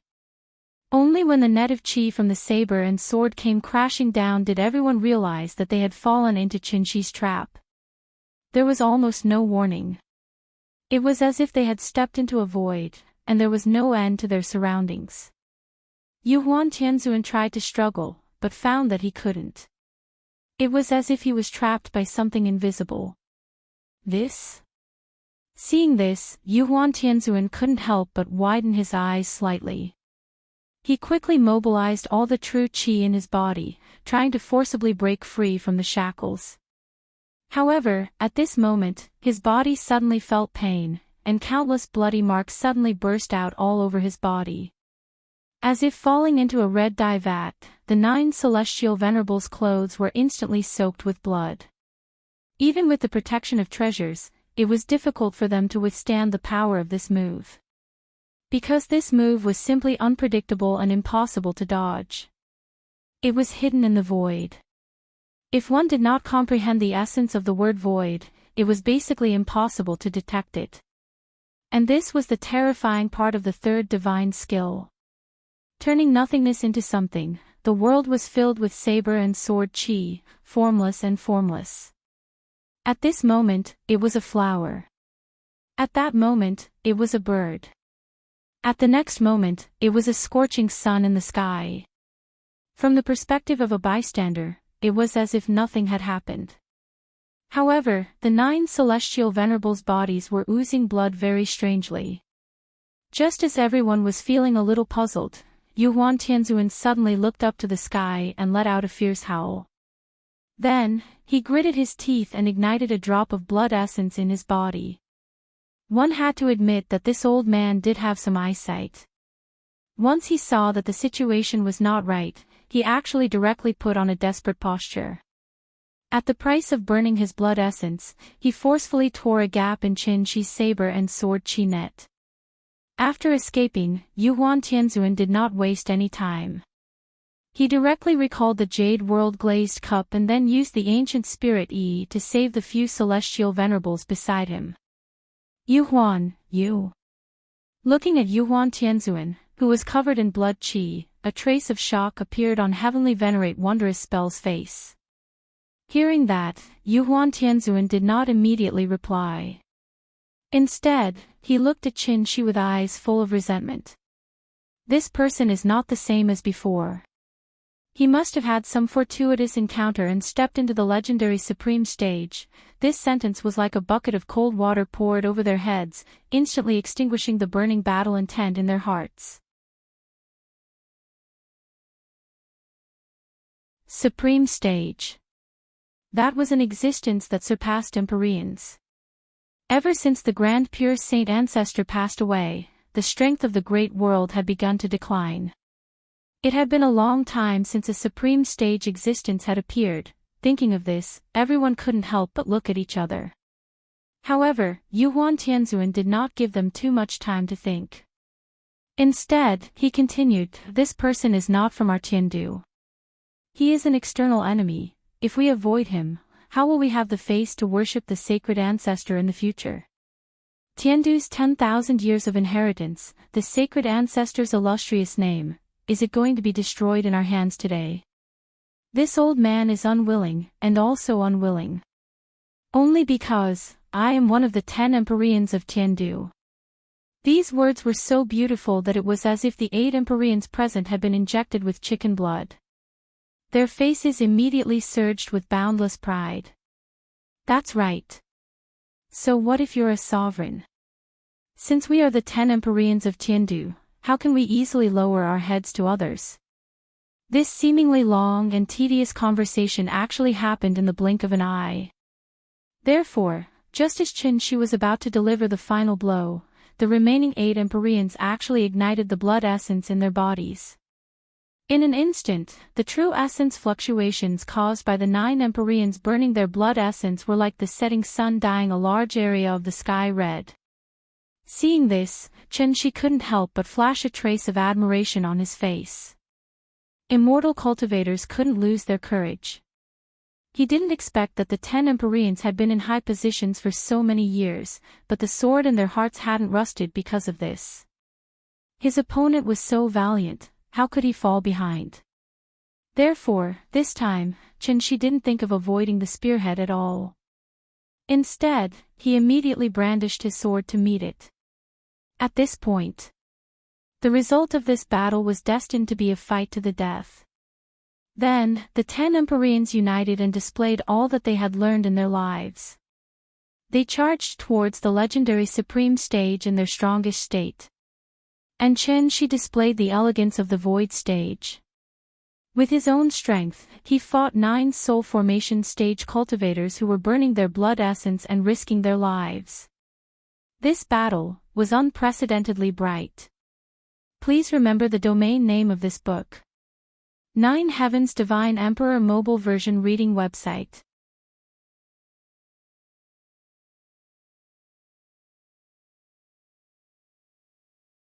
Chapter 440. As the battle gradually reached its climax, earth-shattering explosions rang out one after another. The multicolored true yuan was like an aurora, slowly flowing in the air above the floating island. As long as the true essence energy came into contact with Qin Shi's saber and sword Qi net, it would explode with a blinding light. The scene was like magnesium powder meeting fire. Shock waves would always follow the explosion. Wave after wave of shock waves crashed into the nearby floating islands, causing the islands below to tremble violently. If not for the fact that both sides were virtuous enough to subconsciously carve out a few moves before making a move, countless floating islands would have already been smashed to pieces. This was a battle between heavenly venerables. Although it looked like a dazzling battle, it actually contained countless murderous intents. Thus, even from 5 kilometers away, the spectators could still feel an extremely powerful murderous intent. No one dared to take a step forward. As long as they came into contact with the saber and sword Qi net or the rainbow divine light, they would definitely be shredded into pieces. Almost everyone's hearts tightened, including the 10 heavenly venerables. Because there was a time limit to burning blood essence. Not only did Qin Shi know this, but even the 9 heavenly venerables knew this very well. Time was of the essence, so the 9 of them wanted to use all their strength to defeat Qin Shi in one fell swoop before the blood essence was completely burned. But how could Qin Shi let them do as they wished so easily? Perhaps it was because Heavenly Venerable Sunblaze was absent, but the 10 Directions Immortal Extermination formation that the 9 Heavenly Venerables had set up was clearly lacking in maturity. After grasping the true meaning of the word void, Qin Shi could always immediately discover the flaws in the 9 Heavenly Venerables' joint attacks even if he didn't deliberately pay attention to them. Thus, the 9 Heavenly Venerables' joint attacks were always easily resolved by Qin Shi. The 9 of them working together still couldn't hurt Qin Shi. Once the blood essence was completely burned, what would they use to deal with him? At this thought, Yuhuan Tianzuan immediately became impatient. Even the frequency of his attacks became more and more hurried. However, being impatient wouldn't help at all. Instead, it would only expose his shortcomings even more quickly. After the two sides had exchanged more than 1,000 moves, Qin Shi deliberately revealed a flaw and pretended to be pinned down by Emperor Yu Jiang. At the same time, he deliberately exposed his back to Emperor Yuhuan. Seeing this, Yuhuan Tianzuan fell for it. The old man felt that the opportunity was not to be missed, so he directly broke out of the formation and viciously smashed the glass cup at Qin Shi's back. As the Jade Universe glazed cup flew out of his hand, the 10 Directions Immortal Slaying formation, which had been greatly weakened due to Celestial Venerable Sunblaze's absence, immediately fell apart. At this time, Qin Shi seemed to have expected this. He suddenly forced Wondrous Spell Heavenly Lord back with a slash of his saber. Then, he decisively pulled back his sword, allowing the sword that had been accumulating power for a long time to point directly at Yuhuan Tianzuan. Yuhuan Tianzuan only saw a cold light flash before his eyes. He didn't even have time to defend himself before the sword pierced through his protective aura and through his body, drawing a long line of blood in the air. Pooh! After suffering such a heavy blow, Yuhuan Tianzuan lost his ability to fight on the spot and instantly fell from the sky. If Heavenly Lord Inghua hadn't reacted quickly and caught him in time, Yuhuan Tianzuan would have fallen directly into the endless void below. The formation has been broken. We are in danger. Everyone, quickly retreat to the Imperial Hall and regroup. We will wait for an opportunity. Go quickly. I will stop him. Heavenly Lord Wondrous Spell was indeed somewhat courageous. Seeing that the 10 Directions Immortal Slaying formation had collapsed due to Yuhuan Tianzuan's injuries, he advanced instead of retreating. He held the 8 Views Palace lantern and brazenly faced Qin Shi. However, Heavenly Lord Wondrous Spell, who was only at the early stage of soul formation, couldn't block Qin Shi, who was at the early stage of void transformation, even if he burned his blood essence. Thus, in the instant that the other 7 people turned around and flew away with Yuan Tianzuan, Heavenly Lord Wondrous Spell, who was covering for them, was struck by Qin Shi's sword. As a result, he fell from the sky and heavily smashed into the floating island below. A 1,000-mile journey collapsed because of an ant's nest. Because of Yuan Tianzuan's momentary mistake, the 10 Direction Celestial Lords were instantly defeated. In gaming terms, that would be, the configuration of their formation was too low, and the margin for error was almost zero. A single mistake would instantly cause them to be wiped out. After Qin Shi defeated Heavenly Lord Wondrous Spell, he didn't rush to finish him off. Instead, he immediately chased after the 8 fleeing Celestial Lords. Seeing this, Heavenly Lord Yu Jiang, who was the strongest among them, decisively stepped forward and replaced Heavenly Lord Wondrous Spell to cover for everyone. However, Qin Shi was like a madman who had gone berserk. As soon as the two of them met, Heavenly Lord Yu Jiang was slashed down by his sword and fell straight into the void below. Wondrous Spell and Yu Jiang fell one after another. Even if they excluded the heavily injured Yu Huan, there were still 6 people left. Thus, Heavenly Lord Xuanzhen stepped forward. They couldn't delay for too long, but this method of covering the rear greatly lengthened the battle line.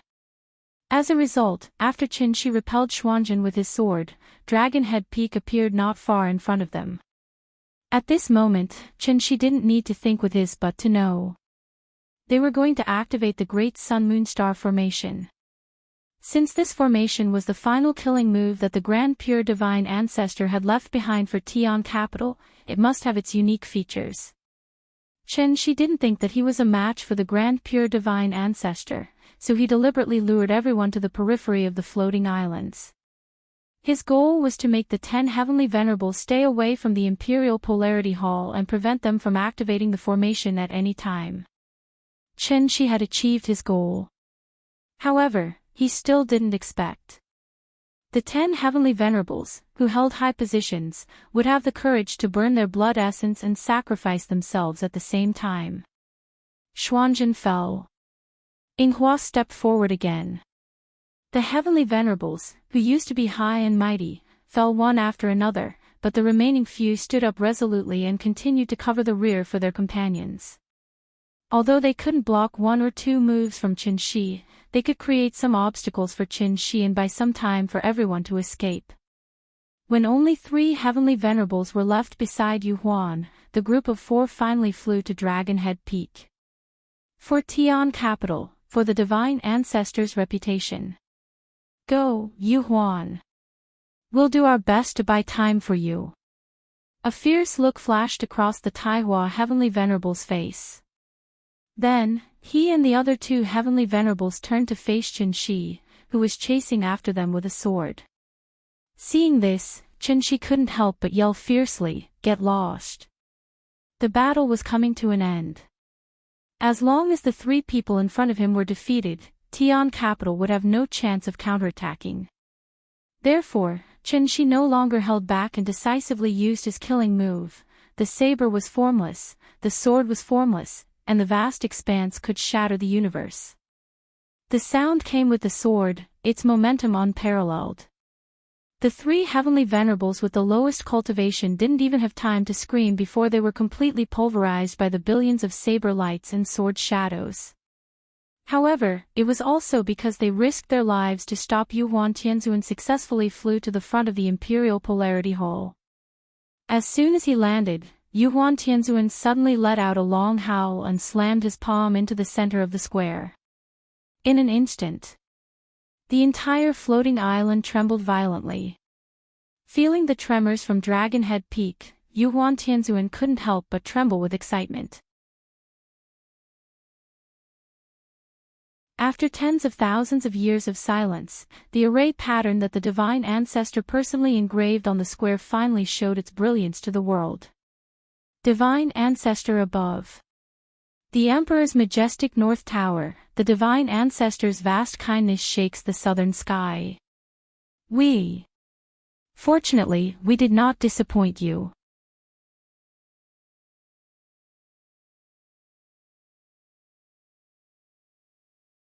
Chapter 441. I wish everyone a happy new year. I'm sure you'll be rich this year. It's New Year's Day, so all my relatives and friends will come over to play. I'm busy cooking at home, so I really can't write. I hope everyone can bear with me in the new year. I'll remember to update it. I'll update it at night, and in the morning I'm so moral happy new year, returning from cultivation to become a stay-at-home dad. Please wait a moment.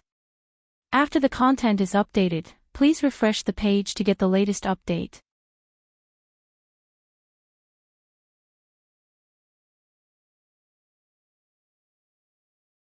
Chapter 442. As Yuan Tianzhuan slammed his palm down, the formation runes engraved on the plaza began to glow. Just as Qin Shi had expected, this formation was indeed the final killing move left behind by the Pure Sky Saint ancestor for Tiandu. Ever since the Pure Sky Saint ancestor led the ancient cultivators to build Tiandu, this formation had been engraved on Dragon Head Peak. But what was strange was that the ancient books left behind by the Pure Sky Saint ancestor did not record any description of this formation, so no one knew what this formation was used for. Perhaps it was an illusion formation, perhaps it was a killing formation. In short, it should not be activated unless it was absolutely necessary. Speaking of which, it was important to mention something important. It was not that Qin Shi did not want to stop the formation from activating, but that he could not stop it at all. Unless he could kill the 10 Celestial Venerables in one move, the 10 Celestial Venerables would activate the formation at the most dangerous moment. This was a paradox in itself. After all, the formation carried Tiandu's last hope and was also the foundation of Tiandu's standing in the great world. Just like playing cards, when Yuan Tianzhuan lost everything, he would naturally place his hopes on this trump card. And now, it was time to reveal this trump card. It had to be said that this trump card was indeed somewhat extraordinary. As the formation runes on the plaza appeared one after another, the great sun-moon star formation above the floating island suddenly dimmed a lot, and the entire great world fell into darkness. Seeing this, Qin Shi could not help but be on guard and carefully analyze the changes in order to find the location of the formation's life gate as soon as possible. Whether it was an illusion formation or a killing formation, there would usually be 2 life and death gates when setting it up. On one hand, it was to prevent the formation from covering their allies, and on the other hand, it was convenient for the person setting up the formation to enter and exit the formation. But what made Qin Shi feel a little strange was, the formation in front of him did not seem to have 2 life and death gates. As soon as the formation was activated, one after another, flickering lines of law slowly appeared in the void. Even if Yuan Tianzhuan had not grasped the true meaning of the word void, he could still see these lines of law with his naked eye. Of course, in Yuan Tianzhuan's eyes, these lines of law were just waves of vital essence. The lines of law crisscrossed in the void. From afar, it looked like a large net covering the entire great world. Then, these lines of law tightened, and the 120,000 floating islands became fish and shrimps in the net. At the same time, the soul mirror stored in the Imperial Hall suddenly released a dazzling golden light, and flew to the center of the plaza with a whoosh. The formation runes in the center was a circular shape, with a circular hole in the middle. After the soul mirror flew, it directly landed on the circular hole. Heavenly Venerable Yuan stared blankly at everything before him. Although the formation to Tianzhuan was it to the sky, to it to was. However, just as he was absent-minded, the soul mirror actually automatically combined with the formation patterns. Immediately after, an extremely intense true essence fluctuation erupted, and actually blasted Heavenly Venerable Yuan flying far away all of a sudden. Something unexpected happened. The great world. The 120,000 floating islands began to shake violently under the influence of an unknown force. The spirit energy on the floating islands originated from the dragon veins on the various islands, but now, these dragon veins were like a volcanic eruption, gushing out and gathering at the peak of Dragon Head Peak. The spirit energy surged crazily in one place, and for a moment, it caused an unprecedented spirit energy tide in the great world. Seeing this, Chen-Shi no longer cared about snatching the soul mirror, and turned to leave the center of the storm that had yet to form. But what he didn't expect was, even though he had already stepped into the insightful emptiness realm, he was still like a 3-year-old child in front of the Grand Pure One's laws. He couldn't use brute force to tear open this gradually tightening net. The inescapable net formed by the lines of law tightened, and the 120,000 floating islands gathered in one place. The floating islands in the center were still fine, as there was still some space between them, so no collisions occurred. But the floating islands at the edge were in trouble. Many of the floating islands were pushed by the net, and they collided with the nearest floating islands. The scene was so tragic that it was like a serial car accident on the highway. In an instant, mountains collapsed, the earth cracked, and rocks flew. The residents on the islands were howling in grief. After seeing the tragic situation at the periphery of the floating islands, Yuan Tianzuan felt a chill run down his back, and his heart was filled with inexplicable fear. He would never have thought the formation left behind by the Grand Pure One was not to defend against enemies, but to destroy Heaven Capital's foundation. Grand Pure One, could this be the last hope you left for Heaven Capital? Hope. Ha ha ha ha ha. Seeing the floating islands in the distance continuously colliding and sinking, Yuan Tianzuan was filled with despair. He wanted to use this opportunity to turn the tables, but who would have thought the result would be like this? After receiving such a blow, Yuan Tianzuan suddenly seemed to have gone crazy, and he couldn't help but sit at the edge of the square and laugh wildly. Unlike Yuan Tianzuan's despair, Chen-Shi seemed to have realized the crux of the matter. Thus, he immediately turned and rushed toward the soul mirror in the center of the square, and at the same time, he slashed out with his sword in an attempt to destroy it. Chen-Shi had used 10% of his strength in this attack. But after he slashed out, the soul mirror embedded in the center of the square was like a black hole, and it almost instantly swallowed up the sword light. Even a stone thrown into the water would cause a splash, but Chen-Shi's sword light did not even cause a ripple.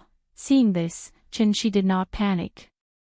Instead, he continued to slash at the soul mirror, trying to forcibly stop the formation's operation.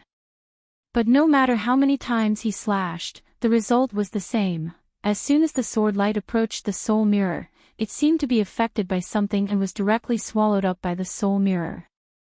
It did not even cause the slightest movement, and it disappeared without a trace. And just as Chen-Shi was thinking about how to destroy the formation patterns in the square suddenly emitted a faint energy fluctuation like an energy cannon that had been fully charged. Chen-Shi sensed that something was wrong. Just as he was about to take a closer look, the soul mirror in the center of the square suddenly emitted a blinding light. The light was so strong that it was not inferior to the sun. Chen-Shi subconsciously blinked. But at this moment, an extremely strong gravitational force suddenly came from where the soul mirror was. Chen-Shi was caught off guard and was directly pulled to the ground by this gravitational force. At the same time, all the floating islands that were enveloped by the light were like space stations that had lost control and were rapidly flying toward the center of the light.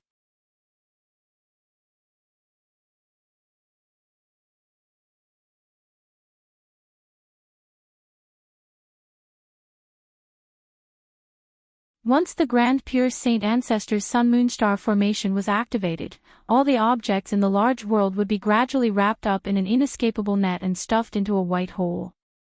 Then, through the white hole, these objects would be sent to another unknown world.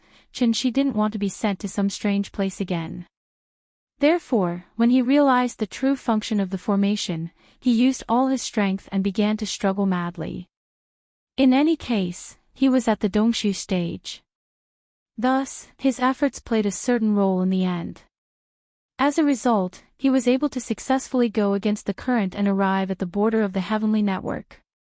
The heavenly network was formed by the threads of law. Chen-Shi tried to touch it, but realized that these laws weren't something he could control at his current stage. Therefore, he immediately took out the sword in his hand and tried to tear this large net apart with brute force. However, no matter how hard he tried, the large net didn't budge. And as the inescapable net tightened, by the time most of the 120,000 floating islands had been swallowed up, Chen-Shi was like a fish in a net. She could only watch in despair as she was continuously dragged towards the white hole by the large net, F***CK. After some time, when Chen-Shi regained consciousness, he realized that he was in an unfamiliar vacuum environment.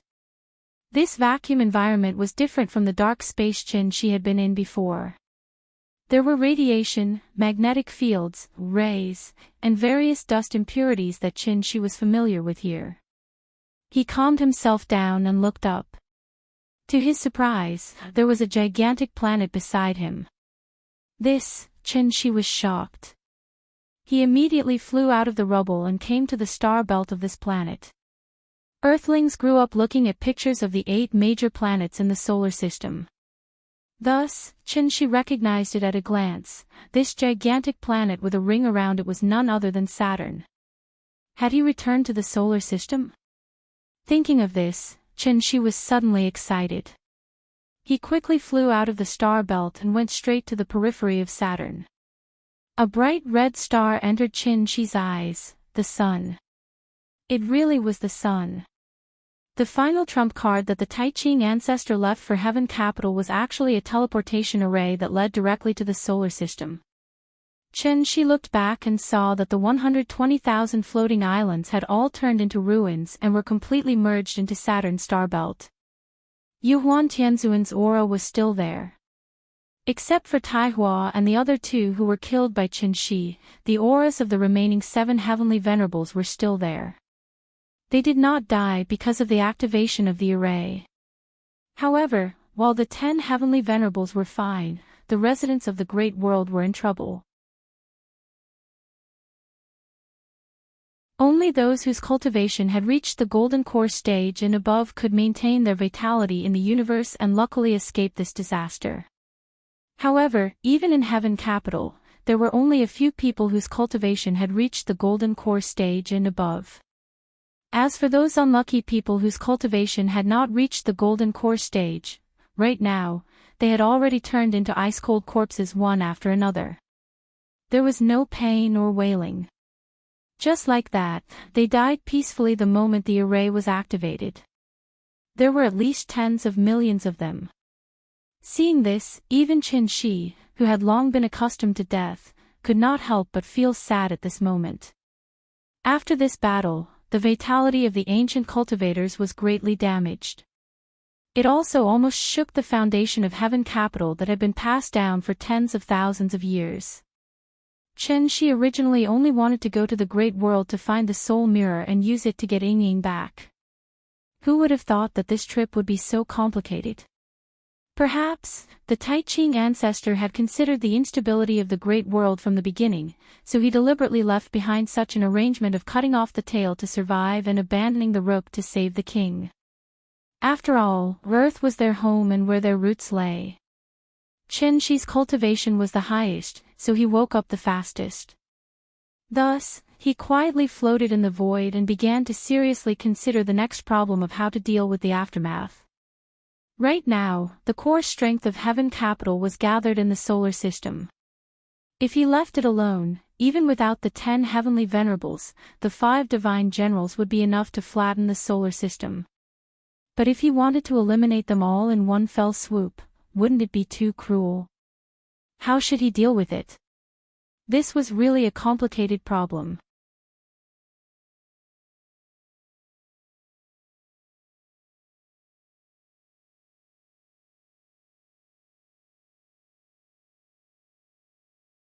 But he didn't expect that the moment his spirit entered the mirror, it was as if Chen-Shi's soul had been sucked away by the soul mirror, causing him to lose all sense of the outside world.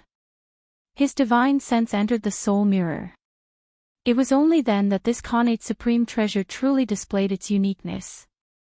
There was a strange consciousness space within the soul mirror, which was also the place where Xian Nu's soul was stored. As soon as Chen Shi's consciousness entered the soul mirror, he felt as if he'd fallen into the yellow springs or the river Styx. He was surrounded by dense resentment that refused to dissipate. Perhaps his arrival had disturbed the Yin souls that had been imprisoned here for many years, so much so that the resentment of these Yin souls was like bats in a bat cave, and they actually rushed towards him in groups. Chen Shi couldn't help but snort angrily when he saw this. The spiritual pressure of a Dongshu cultivator immediately spread out. Arbiter Xian Nu's cultivation wasn't high to begin with. It wouldn't be an exaggeration to say that she was an ordinary person, so how strong could her soul be? Yin souls didn't have consciousness, but they still retained their instincts to seek good fortune and avoid calamity. Thus, when Chen Shi released his aura, the Yin souls scattered like frightened birds and beasts, not daring to approach him at all. One had to know that the soul mirror and the real world were two completely different concepts. The soul mirror was somewhat similar to a cultivator's sea of consciousness. In this space, the five senses were useless. They could only sense each other through their souls. And in Chen Shi's perception, in this mysterious and strange soul mirror, there was a faint fluctuation of a soul that he was extremely familiar with. Although it was very weak, like a grain of gold in a vast sea of sand, Chen Shi was still able to sense its existence immediately. This was the throbbing of the soul. It was also the bond between two people who truly loved each other. One look and they could see each other. One step was like a heavy city. Love was separated by mountains and seas. The mountains and seas couldn't be leveled. There were boats to cross the seas. There were roads to cross the mountains. This love overturned the mountains and seas. The mountains and seas could be leveled. Chen Shi suddenly looked over. He felt as if there was someone waiting for him in the depths of his sea of consciousness. Thus, he rushed forward without hesitation. Along the way, all the Yin souls avoided him. Only the fluorescent light still floated silently in the same place. In the blink of an eye, Chen Shi arrived at the position of the fluorescent light. "Ying, is it you? I'm here to pick you up." As he spoke, he tried to reach out to the fluorescent light. However, he completely forgot that he was in a space similar to the heart aperture. There was no way he could directly touch the other party.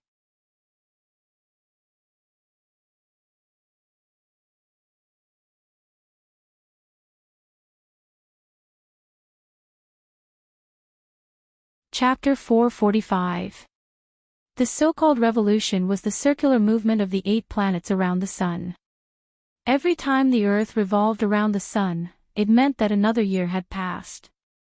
The 8 planets of the solar system were born from the accretion disk of the same star, so they all revolved in the same direction, from west to east around the Sun. The length of each planet's orbit was different, so it naturally took them different amounts of time to complete one revolution.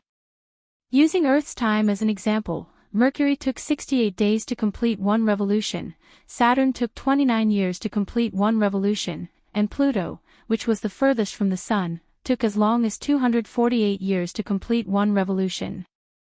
It was precisely because of this that it was very difficult for the 8 planets to appear in the same straight line at the same time. Once it did, it would become a legendary phenomenon, 9 stars aligned. Ever since the birth of human civilization, there had never been a true 9 stars aligned. Although there was a 7 stars aligned on May 20, 2000, it was only a convergence of 7 stars. The more planets there were, the more difficult it was for them to converge in a straight line at the same time. This was a geometrical problem.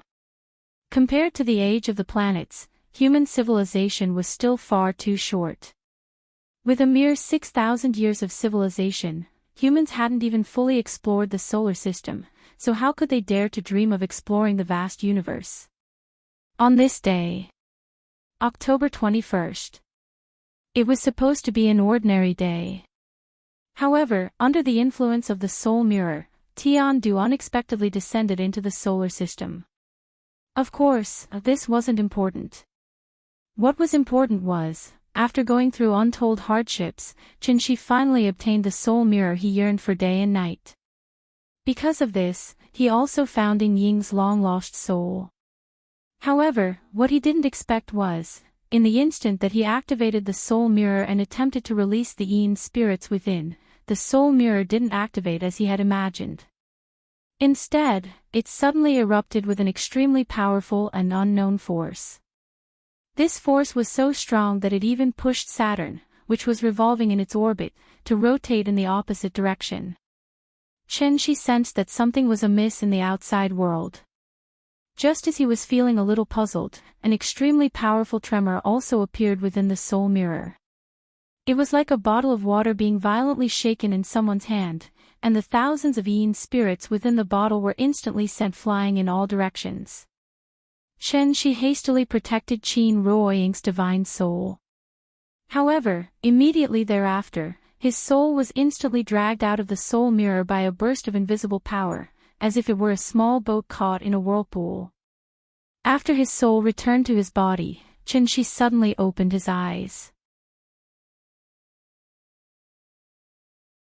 He lowered his head and saw that the soul mirror was still in his hands. However, the previously dull surface of the mirror now faintly rippled with circles of ripples. Seeing this, Qinshi was shocked and quickly withdrew his true essence.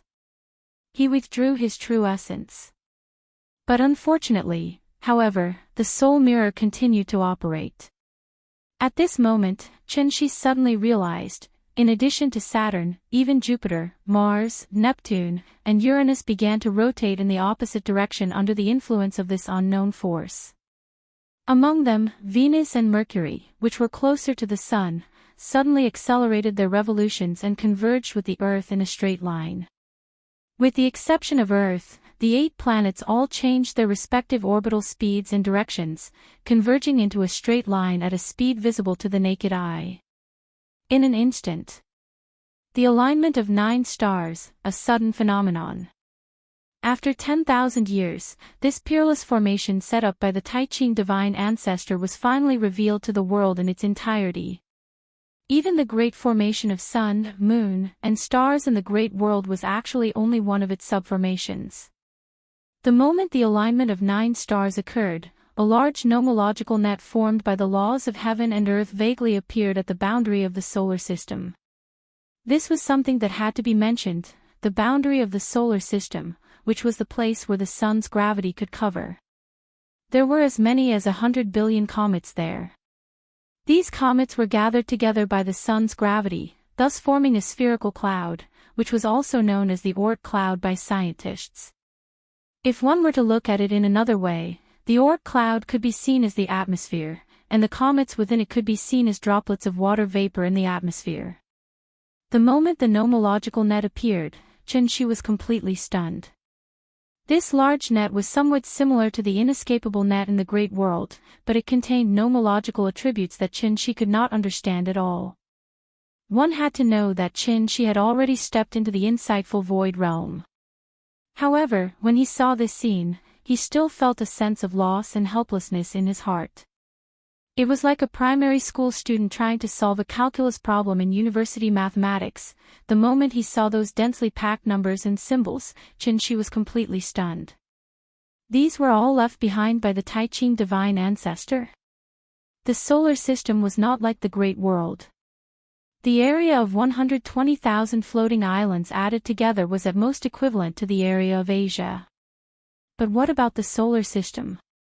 Even if one flew at the speed of light, it would take an entire year to fly to the boundary of the solar system. And this was only the radius of the solar system. The more you know, the more you can recognize your own insignificance. To the current Qinshi, this sentence had become the supreme truth. At that moment, Qinshi even began to suspect, had he returned to Earth from heavenly spiral? Before he had reached the insightful void realm, he naturally could not see the nomological imprints at the boundary of the solar system. And it was precisely because he could not see these nomological imprints that he, who was only at the soul formation stage, could fly into the solar system without any hindrance and then return to Earth without any hindrance. Now that he thought about it, Chen-Chi's heart was suddenly filled with a creepy feeling. It was too terrifying. He did not even know how he came back. He had originally thought that he would be able to roam the universe freely after reaching the soul formation stage.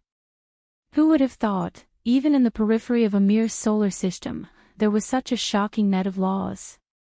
If it were not for someone secretly opening the way for him, how could he, who was only at the soul formation stage, so easily pass through this net of nomological laws? Everyone would more or less suffer from paranoia, and Chen-Chi was no exception. So, he was afraid. Although he did not know the true use of this net of nomological laws, Chen-Chi could still sense the supreme power contained in it as long as he used his heart to feel it. This was an absolute power that was above the insightful void stage and even the Tao integration stage. Perhaps only true immortals who had experienced the great tribulation of heaven and earth could control it. With this in mind, Chen-Chi felt as if the soul mirror in his hand was a hot potato that he could not throw away even if he wanted to, and it was very hot in his hand, but if he continued to use the soul mirror, Chen-Chi would not dare to do so even if he had 100 guts. After all, Ying-Ying's soul was still inside. Who knew how many secrets were hidden in this broken mirror? What if he caused some kind of trouble? What should he do then? Chen-Chi was stunned as he looked at the spectacular 9-star alignment in front of him.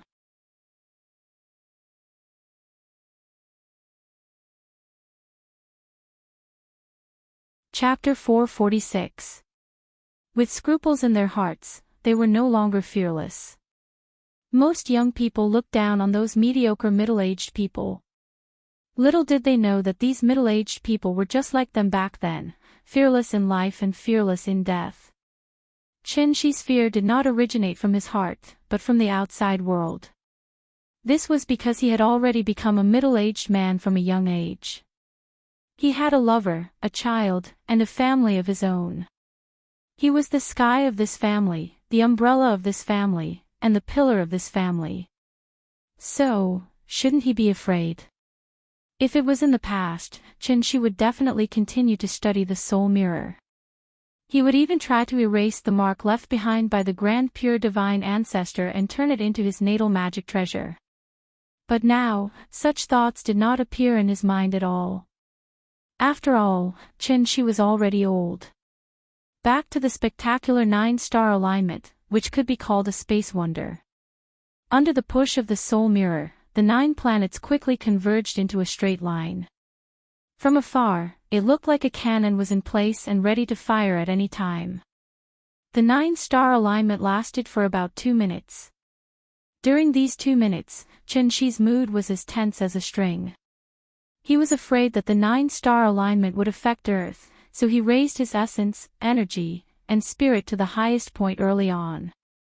If anything strange happened next, Chen-Chi would rush back to Earth immediately and take away Nian-Yan, Ying-Ying, and everyone else he cared about.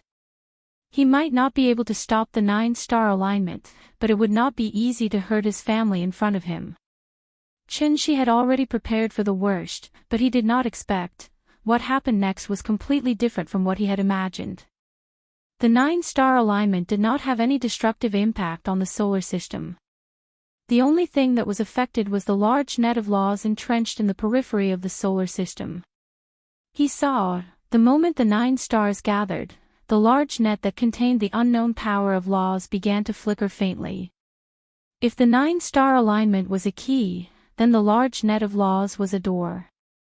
All he needed to do was insert the key into the keyhole and twist it gently. This huge net of laws that had shrouded the solar system for over 10,000 years slowly loosened. The stars moved, and all living things were in the universe. The 9 stars returned to their positions, and the laws disappeared. After the invisible power from the soul mirror disappeared, the 8 planets and the degraded Pluto began to revolve in their original orbits. This rare spectacle of the 9 stars alignment was like an unreachable mirage. Apart from making Chen-Chi worry for a while, it didn't leave anything else behind. After a flash of white light, the soul mirror reverted back to its previous dull and lifeless state.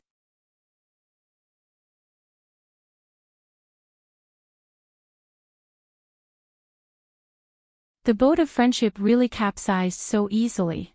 Chunghua seemed to have expected this. Seeing that his companion was attacking him, he did not panic at all. He directly used the oar as a weapon and fought back. The two of them were about the same age, so their cultivation was naturally similar. Therefore, while Chunghua was dealing with his companion's attack, he still had time to laugh and said, "Fei, didn't you always say that the universe is so big that although you can't see it all in your life, you have to set foot in 2 or 3 places? The Tianshu ruins are right in front of you. Don't you want to go in and have a look?" Hearing this, the teenager called Fei's face turned cold. He said hatefully, "The Tianshu ruins is known as an ancient forbidden area. Anyone who trespasses will die. Do you really think that these legends are only used to fool 3-year-old children? Ha ha ha ha ha. Are you afraid? Of course I'm not afraid of you." The teenager was arrogant to begin with. How could he endure such ridicule from his companion? Therefore, Fei no longer showed mercy. He directly drew his long sword and fought with Chunghua. The two of them fought back and forth, but they did not notice at all. The wooden boat had already gone deep into the Haute Nebula. When the wooden boat rushed out of the Haute Nebula, the two of them suddenly felt that their eyes were wide open, so they could not help but stop what they were doing. "This is the Tianshu ruins. We're actually here." The two teenagers stared blankly at the solar system in front of them. Even the daring Chunghua was shocked at this moment. The reason why Chunghua dared to drive the wooden boat close to the Haute Nebula was because he knew the power of this cloud-piercing shuttle. One had to know that this cloud-piercing shuttle was his father's most important treasure. It was personally made by a supreme being, and its speed was extremely fast. When the host was in danger, the cloud-piercing shuttle could even instantly turn into a defensive treasure to protect the host. This was also the reason why Chunghua dared to go close to the Haute Nebula.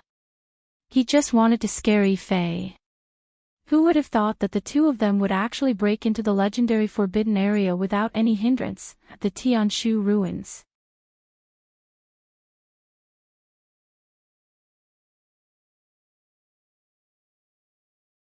Chapter 447. Generosity should be rewarded, and arrogance should stop the youthful heart. According to Earth standards, Chunghua and Fei were still underage. However, relying on their extraordinary cultivation base, these two brats, who were still wet behind the ears, were actually more courageous than most people. They didn't understand how they could enter the Tianshu ruins so easily. However, after confirming that it really happened, even the cautious Fei didn't complain about going back. Instead, he became excited. The boat of friendship started moving again. The two youths squeezed at the front of the boat and watched the cloud-piercing shuttle enter the solar system at an extremely fast speed. There was no fear of the unknown in their eyes, only a strong yearning for the ancient legends. "Chunghua, it's better to be careful. Rumor has it that the Tianshu ruins are the cultivation grounds of the ancient almighty. Although there may be great opportunities hidden inside, there are also hidden dangers. Our cultivation levels are still low. Without this cloud-piercing shuttle, we wouldn't even be able to roam the stars freely. If there's some kind of formation on this planet, we'll probably die here today." As he spoke, Fei pointed at Pluto, which was not far away. Pluto was only 1/3 the size of the moon. From afar, it didn't give off any sense of visual oppression. Dwarf planets like Pluto were extremely common in the universe. However, Pluto was inside the Tianshu ruins. Therefore, even though the two of them had roamed the stars since they were young and were used to all kinds of dangers in the universe, they didn't dare to approach it at all. Therefore, the two of them drove the wooden boat around Pluto, and after making sure that there was nothing worth exploring, they quickly sailed to the next planet. In reality, the solar system was like an egg. The sun was the yolk, the space where the 8 planets were was the egg white, and the outermost Oat nebula, which was covered with trillions of comets, was the eggshell. The dense comets floated around the solar system, so the situation inside the solar system couldn't be seen from the outside. And this was in the eyes of outsiders, Tianshu ruins. For the immortal cultivators in the outside world, the Tianshu ruins were like a dried-up treasure trove. According to ancient records, before the Tianshu ruins were sealed, it was once a holy land for cultivation.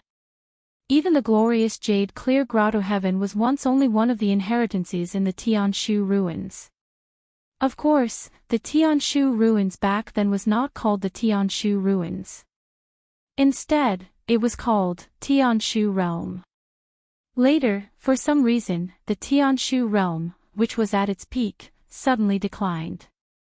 Then, an ancient almighty set up a heaven and earth formation, completely isolating this galaxy from the outside world.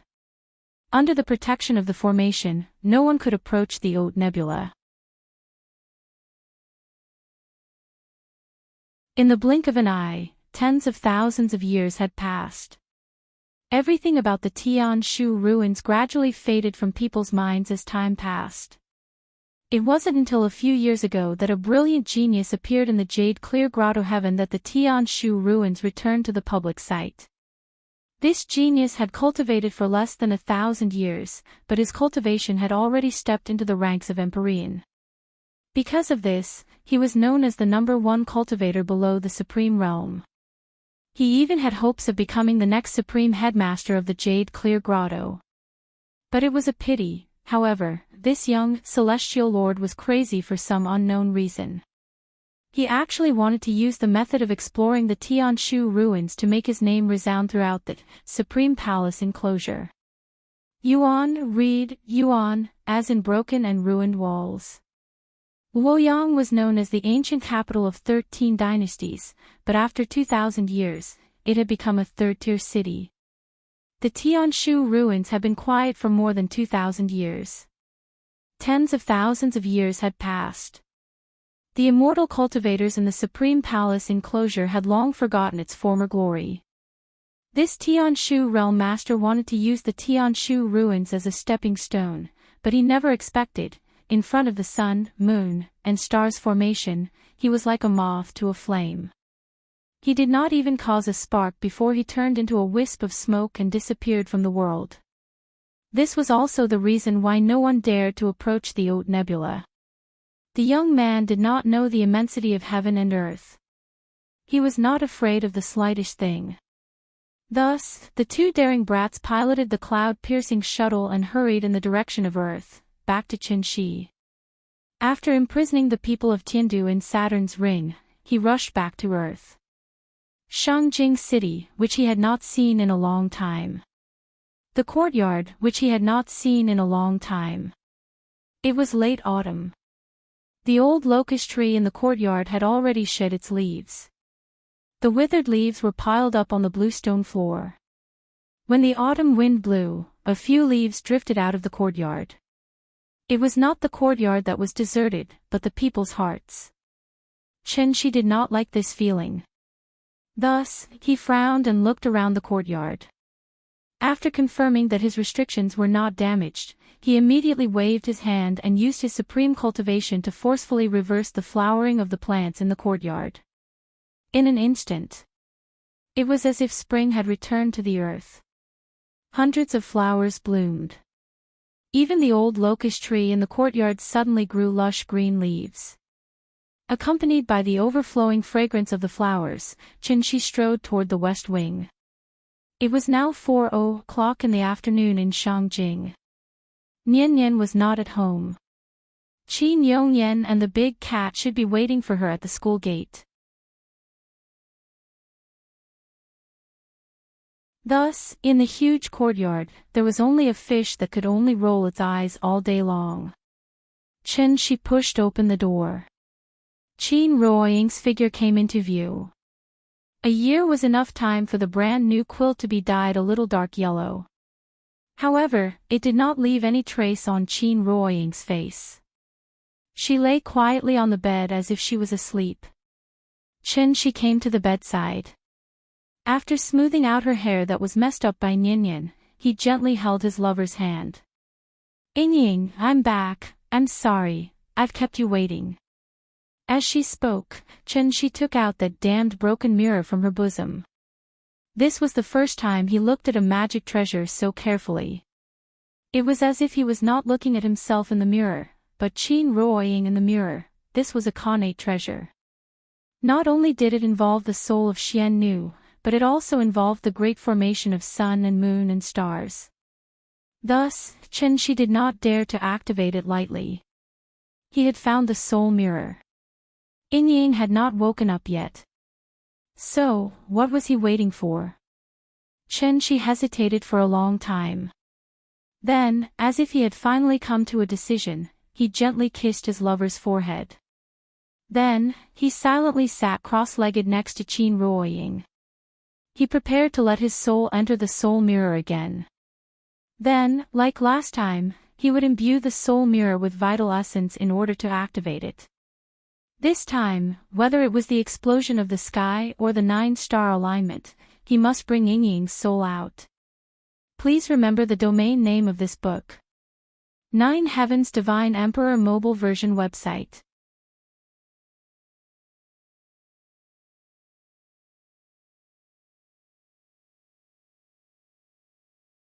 Chapter 448.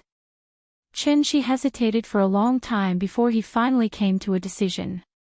He planted a gentle kiss on his lover's forehead before he sat down next to Qin Ruoying with his legs crossed. He was prepared to let his soul enter the spirit mirror again and infuse his inner energy into it to activate it just like last time. This time, whether it was the explosion of the heavenly capital or the 9-star alignment, he had to bring Ying's soul out. It was fine when she didn't go home, but when she got home and saw that her lover was still lying quietly in bed, Shi's heart suddenly felt very uncomfortable. He was very upset because he had failed to protect Qin Ruoying. After all, for a cultivator who had reached the Dongshu stage, what was the point of cultivating if he couldn't even protect the woman he loved? Even if I lived forever, I would be nothing more than a soulless zombie without you by my side. Therefore, she was like a tortoise eating a scalpel this time. He was determined to rescue Qin Ruoying's soul. Even though he knew that activating the spirit mirror might lead to some unexpected things, he was not willing to wait any longer. He had waited for a long time. Ying had also waited for a long time. He couldn't live without his lover, and Nyan couldn't live without her mother. This family couldn't live without a mistress. Therefore, after she made his decision, he immediately infused his inner energy into the spirit mirror without hesitation. When he gave it his all, his inner energy was as vast and mighty as the Yangtze River, or as endless as the surging Yellow River. As the incomparably dense inner energy flowed into the spirit mirror, a strange white light suddenly lit up on the surface of the spirit mirror. Seeing this, Shi immediately held his breath and entered the white light again using the method of astral projection. It was still the same strange space of consciousness. However, after Shi entered, he suddenly realized that there were many subtle changes in this place. There were even some colors. One had to know that the space of consciousness was like a universe that had yet to be developed. Consciousness was an inexplicable and inexplicable thing. There was no concept of dimensions here, so the 5 senses were naturally useless. Everything could only be felt by the heart. As a result, everything he saw, heard, and even touched here. In fact, it was just a manifestation of one's inner consciousness. Therefore, theoretically speaking, there would not be any changes in the space of consciousness, because it did not have a proper form to begin with. But the strange thing was, this time, however, Shi's feelings were completely different from last time. In his perception, this originally chaotic space of consciousness seemed to have been split open by Pangu's giant axe at this moment. There was a sky here, and suddenly there was a land.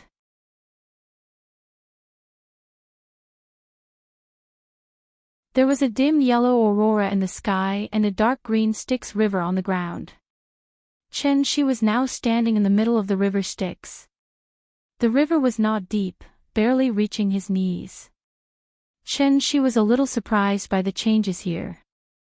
After carefully sensing for a while, he suddenly realized that the souls that had previously filled the entire space of consciousness had now all turned into fish in the river Styx, and were constantly rushing forward with the river Styx. Seeing this, she could not help but frown as he walked forward along the river Styx. He did not know how long he had walked. Only then did he finally find that familiar fluctuation of divine soul again. It was still that weak fluorescent light. Ying's soul was there. She immediately ran toward the fluorescent light. However, as he got closer and closer to the fluorescent light, Shi's mood became more and more serious. Because, he suddenly realized, the fluorescent light was at the end of the river Styx. Thousands of souls were following the river Styx and pouring into the fluorescent light. After realizing that something was wrong, Shi's heart could not help but skip a beat. He thought that something had happened here. Therefore, he did not even have time to think. He immediately used his soul to wrap around the fluorescent light and tried to bring it out of the soul mirror. However, the strange thing was, this fluorescent light seemed to have taken root in the space of consciousness. No matter how she tried, the fluorescent light floated there quietly and did not move at all. After all, she was now an immortal cultivator at the Dongshu stage. Even if he had left his physical body, his soul should still be extremely powerful. However, no matter how hard he tried, the fluorescent light did not move at all. After a few fruitless attempts, Shi was instantly enraged. After hearing a wild roar, an extremely strong golden light suddenly erupted from his body. Then, this golden light was like the sun rising from the east, instantly illuminating half of the space of consciousness and completely enveloping the fluorescent light. At the same time, Shi's reckless behavior seemed to have affected the river Styx below. As a result, the river Styx suddenly dried up. Countless souls were like startled birds, instantly turning into soul bodies and flying out in all directions. The chaos had not even split, but it was already so severely injured. How powerful was Shi's soul? What had entered the soul mirror before was only a wisp of it. But now, Shi wanted to completely separate his soul from his physical body and pour it all into the soul mirror. He wanted to use his soul to build a soul bridge that connected Qin Ruoying to the outside world and use it to forcibly bring her out of the soul mirror. Fortunately, the soul mirror was now an ownerless object. Otherwise, Shi's violent and barbaric actions would definitely cause the soul mirror to suffer a backlash, and his soul would definitely be severely injured as a result. Desperate times called for desperate measures. Shi did not care so much now. In any case, he had to take Ying's soul away today. Thus, under his continuous efforts, the fluorescent light was forcibly pulled out from the end of the river Styx. That's right, it was pulled out. This fluorescent light was like a plant, and it had taken root at the end of the river Styx. After Shi plucked the streak of light out of the ground with brute force, a burst of intense vibrations erupted from within the soul mirror again. It was the same as before. Tens of thousands of Yin's souls were shaken and scattered in all directions. Shi's soul was like a small boat that had encountered a whirlpool. Suddenly, it was pulled by an invisible force, as if it was trying to drive him out of the soul mirror. But this time, Shi was fully prepared. Thus, the moment the invisible force appeared, he had already used his soul to wrap the fluorescent light up in layers. Then, like a smuggler who had successfully avoided the security check, Shi successfully brought the fluorescent light back to the real world. Shi succeeded. But he did not know that the moment he left the soul mirror with the fluorescent light, the river Styx surged out again. Tens of thousands of Yin's souls turned into fish and gathered in the river Styx once again. And at the end of the river Styx, suddenly, a ray of fluorescent light appeared. Please remember the domain name of this book.com, website of thewonderfulbook.com.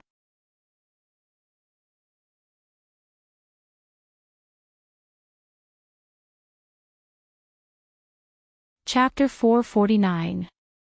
Note: I made a mistake when I pasted the previous chapter. If you didn't see my note at the end of the chapter, then it's the wrong chapter. Sorry. The so-called husband and wife were actually, although they didn't have the colorful phoenix wings, their hearts were as one. Therefore, the moment Qin Ruoying opened her eyes, Chen-Shi suddenly realized that there might be a problem. As expected. After Qin Ruoying opened her eyes and saw him, she didn't get up and hug him immediately. Instead, she looked at him up and down with a strange and cold look. Seeing this, Chen-Shi couldn't help but frown slightly. At the same time, he stretched out his right hand to see her situation. But what Chen-Shi didn't expect was that, just as he reached out his hand, Qin Ruoying suddenly leaped up like a carp. Following that, she smoothly executed a set of wrist and arm lock martial arts. Looking at this posture, Ying seemed to want to take him down in one fell swoop. This set of self-defense kung fu was passed down in the Qin family. Although Qin Ruoying hadn't come into contact with kung fu before, she still stepped into the celestial being stage with the help of Chen-Shi. It should be known that celestial beings were no longer in the ranks of ordinary people. It was just a few moves of wrist-locking kung fu. She only needed to take a look at it to master it. Qin Ruoying had always disliked fighting with people. If it wasn't for the fact that cultivation could increase her lifespan, and thus she could stay with Chen-Shi forever, she was afraid that she wouldn't be willing to spend too much time on the road of cultivation. But now, Qin Ruoying, on the other hand, acted as if she had been possessed by Qin Wanqing. The moment she came up, she started fighting without a single word. Chen-Shi was afraid of hurting her, so he immediately dispersed all the strength in his body. As a result, Qin Ruoying suddenly pressed him down on the bed by his arm. A dignified Dongshu stage cultivator was actually pressed down on the bed by a celestial being at this moment. If this matter were to spread, it would only shock people on the spot. Chen-Shi didn't dare to move at all, but Qin Ruoying didn't show any mercy. After pressing Chen-Shi down, Qin Ruoying turned over and mounted the horse directly on his back, and pressed him firmly on the bed. At this moment, Qin Ruoying seemed to not know Chen-Shi at all. After pressing his neck from behind, she asked coldly, "Who are you?" Hearing this, Chen-Shi could only tilt his head and ask in a muffled voice, "Ying, you don't even recognize me?" "I don't know you." After saying that, Qin Ruoying raised her head and looked around. The room was still the same room. She didn't know where she was. She didn't know she was, but she couldn't remember anything. She's she remember anything. Amnesia. Maybe. From the moment Qin Ruoying woke up to the moment she captured Chen-Shi, the entire process seemed to have happened in the blink of an eye. At this moment, Chen-Shi could roughly guess the reason. Normal people might think that this was amnesia. But in reality, this was a sign of a missing soul. It was probably because he forcibly took her soul out of the spirit mirror, so the soul he took out was incomplete, and Qin Ruoying lost her memories. After figuring out the crux of the matter, Chen-Shi's originally tense mood immediately relaxed. It wasn't a big problem, it was just that her soul was missing. At worst, he could go to the spirit mirror later, and the problem would be solved. However, Qin Ruoying's attitude towards him made Chen-Shi, who was used to Ying's gentleness and consideration, suddenly feel like he was enjoying himself. In this world, other than Ying, which woman could ride on his back? Nian was still young, so she couldn't be considered a woman. Qin Ruoying rode on Chen-Shi's back, and her two legs were straddling Chen-Shi's waist. Therefore, the roots of her thighs were tightly pressed against Chen-Shi's waist, and he was firmly sandwiched between them. Although she used a lot of strength, this strength was not even enough to tickle Chen-Shi. Therefore, Chen-Shi was not in a hurry to struggle. Instead, he lay on the bed and silently felt the softness coming from Ying's thighs. TSK, this feeling, it was really bouncy, full, and alluring. He was used to eating a lady from a noble family who was as gentle as water. Suddenly, she was replaced with an ice beauty who was as cold as ice. The taste was simply wonderful. If Qin Ruoying knew what he was thinking, she would probably raise her hand and slap him across the face. Men are all pigs.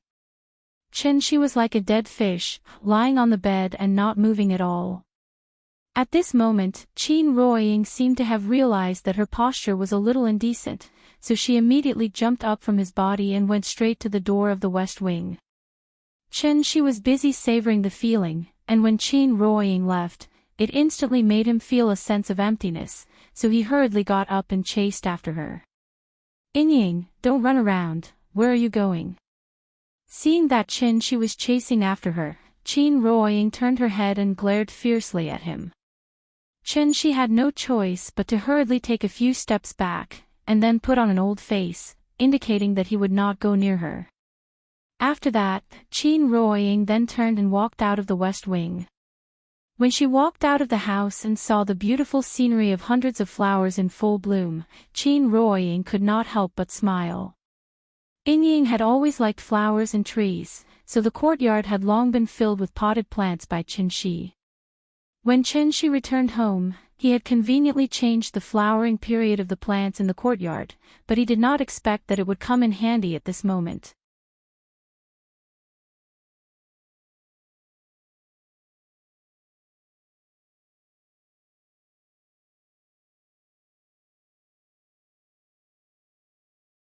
Chapter 450. In the golden autumn of October, the smell of osmanthus wafted through the air. Whenever it was the middle of October, there would always be a sudden gust of wind in Shangjing. It seemed to indicate that the weather was about to turn cold and that everyone should wear more clothes. The bus stop sign was not at the entrance of Dongming Alley, but at a crossroad 300 meters away from the alley. After the little girl got off the bus, she immediately felt a burst of cold air rush up her back, so she couldn't help but hug her school uniform tightly. Looking at her pitiful appearance, Qin Yongyan smiled as he picked up the little fellow from the ground. Using his own inner strength, he chased away the chill in her body before quickly bringing her to the entrance of the alley. Every day, they would get on and off the bus here on time. Of course, the difference between the little girl and the other children was that in addition to being picked up by her grandfather, she was always accompanied by a study companion and pet, the big cat. When they got home, Qin Yongyan would personally cook for the little girl, and the little girl would obediently return to the west wing. She would either play with the big cat for a while, or watch TV for a while waiting for dinner. This was the daily routine of the grandfather and grandson pair. Usually, at this time, the big cat would quickly jump off the bus roof, and then slowly walk behind the grandfather and grandson pair. Similar scenes kept repeating. But, the big cat's behavior today was a bit strange. As soon as it returned to the entrance of the alley, it seemed to have discovered something. After lying on the ground and sniffing a few times, it was like a dog, with its tail between its legs, it jumped up the wall and onto the roof. Even Qin Yongyan didn't have time to react before the big cat's figure completely disappeared from the top of the wall. Meow. Then, the big cat started to cry from the other side of the wall. But, as soon as its voice sounded, it was as if something was stuck in its neck, and it suddenly stopped. Qin Yongyan felt that something was wrong. After more than a year of living together, he and the big cat were very familiar with each other, so even if the big cat only cried out softly, Qin Yongyan could roughly distinguish its thoughts based on the pitch of its voice. The big cat's cry was so strange that Qin Yongyan couldn't tell what it meant. Considering that the big cat was different from other animals, once it barked, something must have happened. Therefore, Qin Yongyan quickly carried the little fellow back to the courtyard. Wow! Grandfather! Have the flowers bloomed? It smells so good. As soon as the door was pushed open, a refreshing fragrance of flowers rushed to the tip of the little fellow's nose. Thus, she hurriedly gestured for Qin Yongyan to put her down and ran towards the Chuehua gate. It was still the circular drooping flower gate. The little fellow would walk back and forth through this door several times a day. But this time, when she came to the door again, the scene behind the door became a scene that she would never forget for the rest of her life. He saw, inside this door, She was standing quietly in the middle of the courtyard, looking at her with a smile. Chin Roying stood in front of the potted plant in the corner of the courtyard. Although she pretended to admire the flowers as if nothing had happened, her eyes couldn't help but drift to the door of the Chihuahua gate. That courtyard, that door. That flower, that person. The little fellow stood outside the door and was stunned for about 5 seconds. She didn't say anything and just looked at her with a smile. He watched as the expression on her face changed from dazed to surprised, and finally into a kind of crazy ecstasy. Daddy, Daddy. Daddy, Daddy, Daddy. She opened her small hands and ran towards She like a spoiled child. At this time, She threw the big cat aside, then quickly stepped forward and hugged her tightly in his arms. The best gift was a hug after a long separation. This kind of hug didn't just come from love. It could also come from family. Daddy, I missed you so much. I missed you so much. She squatted on the ground. The little fellow buried her head deep in his shoulder, and then started to act spoiled to him in a muffled voice. She hugged her small body, and his palm unconsciously rubbed her back gently. After not seeing her for a long time, Nian had grown taller again. With just a casual glance, She knew the exact height of the little fellow. 125, 11 cm. This height was considered above average among children of the same age. According to this trend, Nian should be like her mother in the future, with a pair of straight and slender legs. Yes, definitely at the level of a supermodel. Although She had been away for more than a year, the little fellow didn't look like him at all. Instead, she was more clingy to him than before. The father and daughter were lovey-dovey for a long time. The little fellow refused to let go for a long time, as if she was afraid that if she let go, she would leave again. When the little fellow was tired of being lovey-dovey in She's arms, her eyes naturally drifted to Chin Roying. Mommy. You're awake. As she spoke, the little fellow pushed She away, as if she wanted to run to Chin Roying. But at this time, She suddenly pulled her back. Nian, wait a minute, Mommy has just recovered, and now there are still some sequelae.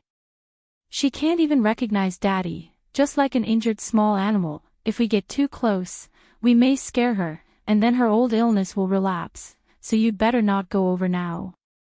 Let's give her some space and let her be alone. When Mommy's illness is fully recovered, we'll go out to play as a family, okay?